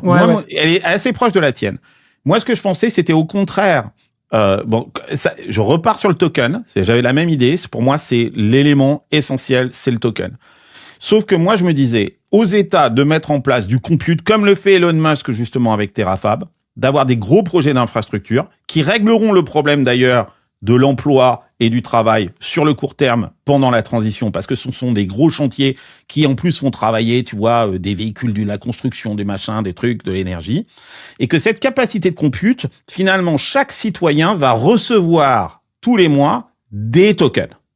Ces tokens, du coup, il les utilise soit pour son propre projet, parce qu'il a une approche entrepreneuriale et il veut l'utiliser pour des projets à lui professionnels, ou des projets personnels. Si tu veux utiliser tes tokens pour avoir une virtual girlfriend, pourquoi pas, quoi, tu vois, et faire du virtual porn, à toi de le décider. Mais si tu veux pas l'utiliser, tu peux aussi mettre ces tokens sur le marché et le revendre à des gens qui, eux, en ont besoin.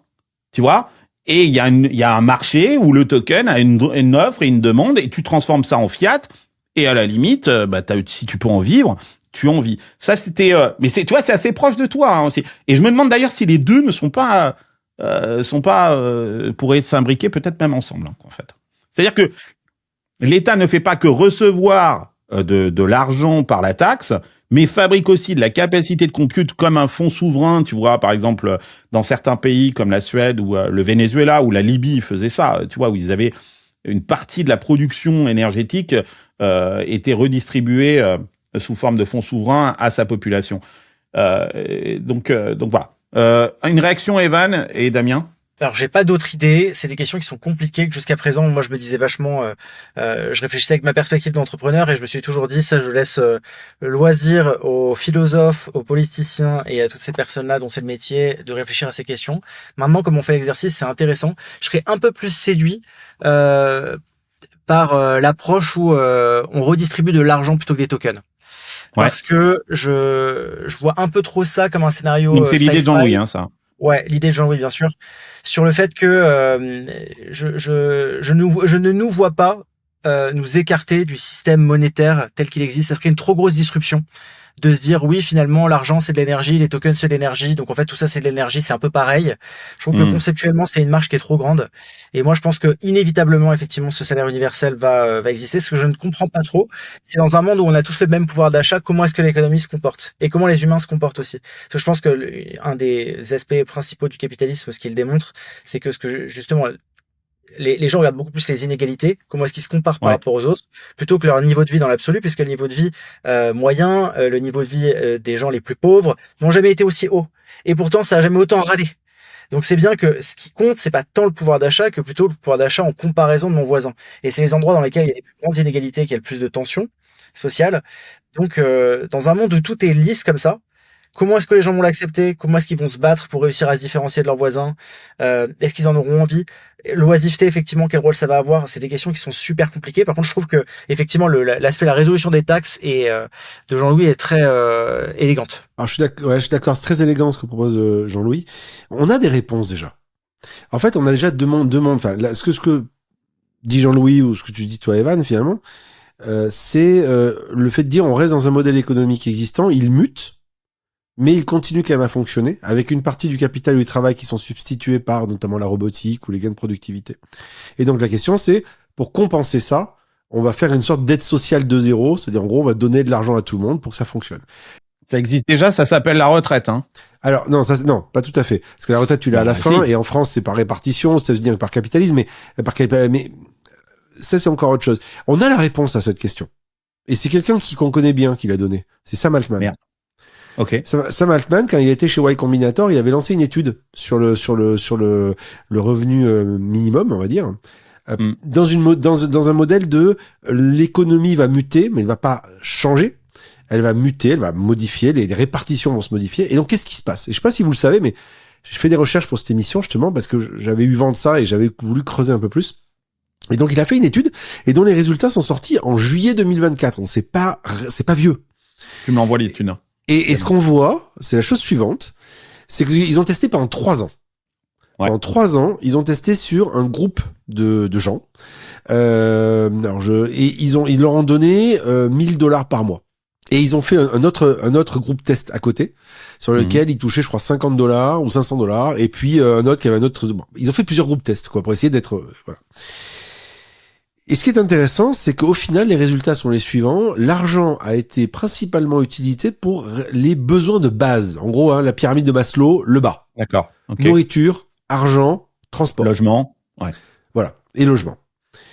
Les bénéficiaires ont, à la marge, réduit leur temps de travail. L'étude dit 1,3 heures par semaine. D'accord. C'est intéressant. Ça veut dire que l'humain ne veut pas arrêter de travailler et c'est prendre vraiment les humains pour des cons que de croire qu'ils vont arrêter de faire des trucs, quoi. Exactement. Parce qu'il y a un statut social. Et donc, la question de vous allez avoir du temps libre, ça marche pas. Enfin, c'est pas la résurgence qui arrive. En revanche. À part en France, peut-être, hein, ça peut marcher. En fait. Peut-être. Mais il y a l'heure du repas. On prendra 1 heure de plus pour le déjeuner.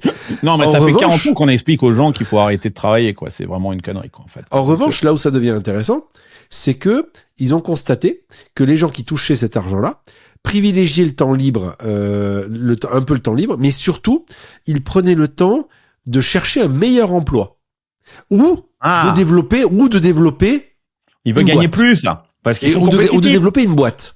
Mais oui. Mais l'idée, donc, intrinsèque, c'est de dire, si tu as un filet de sécurité, on va dire qui est automatique, ça te sécurise pour essayer de te dire, et si je pouvais trouver mieux? J'y crois beaucoup à ça. Moi, je crois beaucoup à ça. Ça, c'est le résultat de l'étude, que je donne. C'est des études qui ont été faites sur les Américains, côte ouest. Correct? Écoute, c'est une étude qui a été faite pendant 3 ans. Je la trouve quand même assez intéressante. Aux États-Unis. Côte ouest. Côte ouest, je sais pas. Pour tout à fait honnête avec toi. Mais ça, écoute, l'étude s'appelle Open Research. Vous pouvez la chercher, Sam Altman, Open Research, et ils ont fait ça. Donc ça, c'est le premier point. Donc déjà, c'est intéressant de voir qu'il y a déjà des choses qui sont contre-intuitives. Maintenant, le deuxième point, et c'est pas du tout ce que dit Musk, Musk, il fait le pari d'autre chose. Musk, il fait le pari du coût marginal zéro. C'est-à-dire, en gros, il va même jusqu'à dire l'argent n'existera plus. C'est ça. En fait, il va te dire. Il va très loin. En fait, il est dans sa logique dont on parlait au début, d'expansion. Les gauchistes en France, je comprends pas qu'ils soient opposés à Musk là-dessus, parce qu'en fait, ils développent exactement le travail est une torture. Oui, c'est ce qui quand même nous explique les socialistes déjà depuis un petit bout de temps. Et l'argent et le capitalisme est affreux. Elon Musk dit exactement ça. Attends, et les mecs disent non mais Elon Musk est une merde. Je comprends pas. Lorsqu'il y a eu l'histoire du Web 3, il y avait quand même 2 communautés qui ne se parlaient pas, qui se sont réunies. T'avais les affreux anarchos d'un côté et t'avais les libertariens de l'autre, qui sont les exacts opposés, mais qui se retrouvaient tous les deux sur un truc qui est décentralisation de l'argent. Il y a plus d'État. Ça n'a pas vraiment marché encore. Non, mais philosophiquement, c'est 2 courants qui ne devaient pas se retrouver et qui se sont retrouvés. Et on est un peu là sur la même chose. Donc Musk lui dit, on va faire de l'expansion. C'est-à-dire, en gros, c'est pas l'économie qui change, c'est le modèle change complètement parce que comme il est entièrement revu par le fait que les robots vont tout produire, coût marginal zéro, abondance de fruits et légumes, de travail pour refaire ta plomberie ou autre. Donc, conclusion de l'histoire, l'argent que tu vas avoir, quelque part, tu seras plus riche, même si tu touches que $1000, parce que les prix auront baissé, parce que tu auras de l'abondance. Voilà son modèle et c'est sa vision, qui est pas du tout, on va dire, qui est complètement disruptive, quoi. Ouais, mais toujours ce problème de limite de l'énergie. Enfin, moi, je maintiens. Tu peux dire, il y a de l'abondance de quoi? L'abondance de quoi? De prendre ta voiture, il n'y a pas d'énergie. L'abondance de quoi? D'acheter une PlayStation, il n'y a pas d'énergie. Non, mais on va le régler, ce problème d'abondance. La fusion, on va y arriver. Avec la recherche, l'IA va nous apporter la fusion. Peut-être. D'ailleurs, il y a un projet qui s'appelle Auto-Research qui est en train de remplacer les chercheurs. Des agents de recherche qui optimisent. Donc, mais ça, le point d'inflexion, la singularité avec l'IA, c'est ce moment où justement va être produit un véritable chercheur en IA qui va être capable d'accélérer et de créer la prochaine génération de chercheurs en IA. C'est cette récursivité qui va tout faire exploser vers. Mais Jean-Louis, je te rejoins sur l'énergie et c'est d'ailleurs pour ça, au hasard, que des gens comme Musk ou Altman ont des billes dans des boîtes qui travaillent sur la fusion nucléaire. Bien sûr. Il y a quasiment le moyen de. Enfin, en tout cas. Eux, ils ont besoin de faire de l'argent, mais besoin que le système social n'explose pas. Merci beaucoup, c'était super sympa. Merci d'être passé. Evan, tu reviens quand tu veux. Avec grand plaisir. Franchement, c'était hyper intéressant. J'ai appris du plaisir. Cool. Ouais, franchement, vraiment. Vraiment, le thinking in public, comme tu disais, ça représentait bien la thématique. C'est parfait. C'est ce qu'on essaye de faire dans Silicon Carnet 2 fois par semaine. Allez, hasta luego, amigos. Bye bye. Bye bye. Ciao.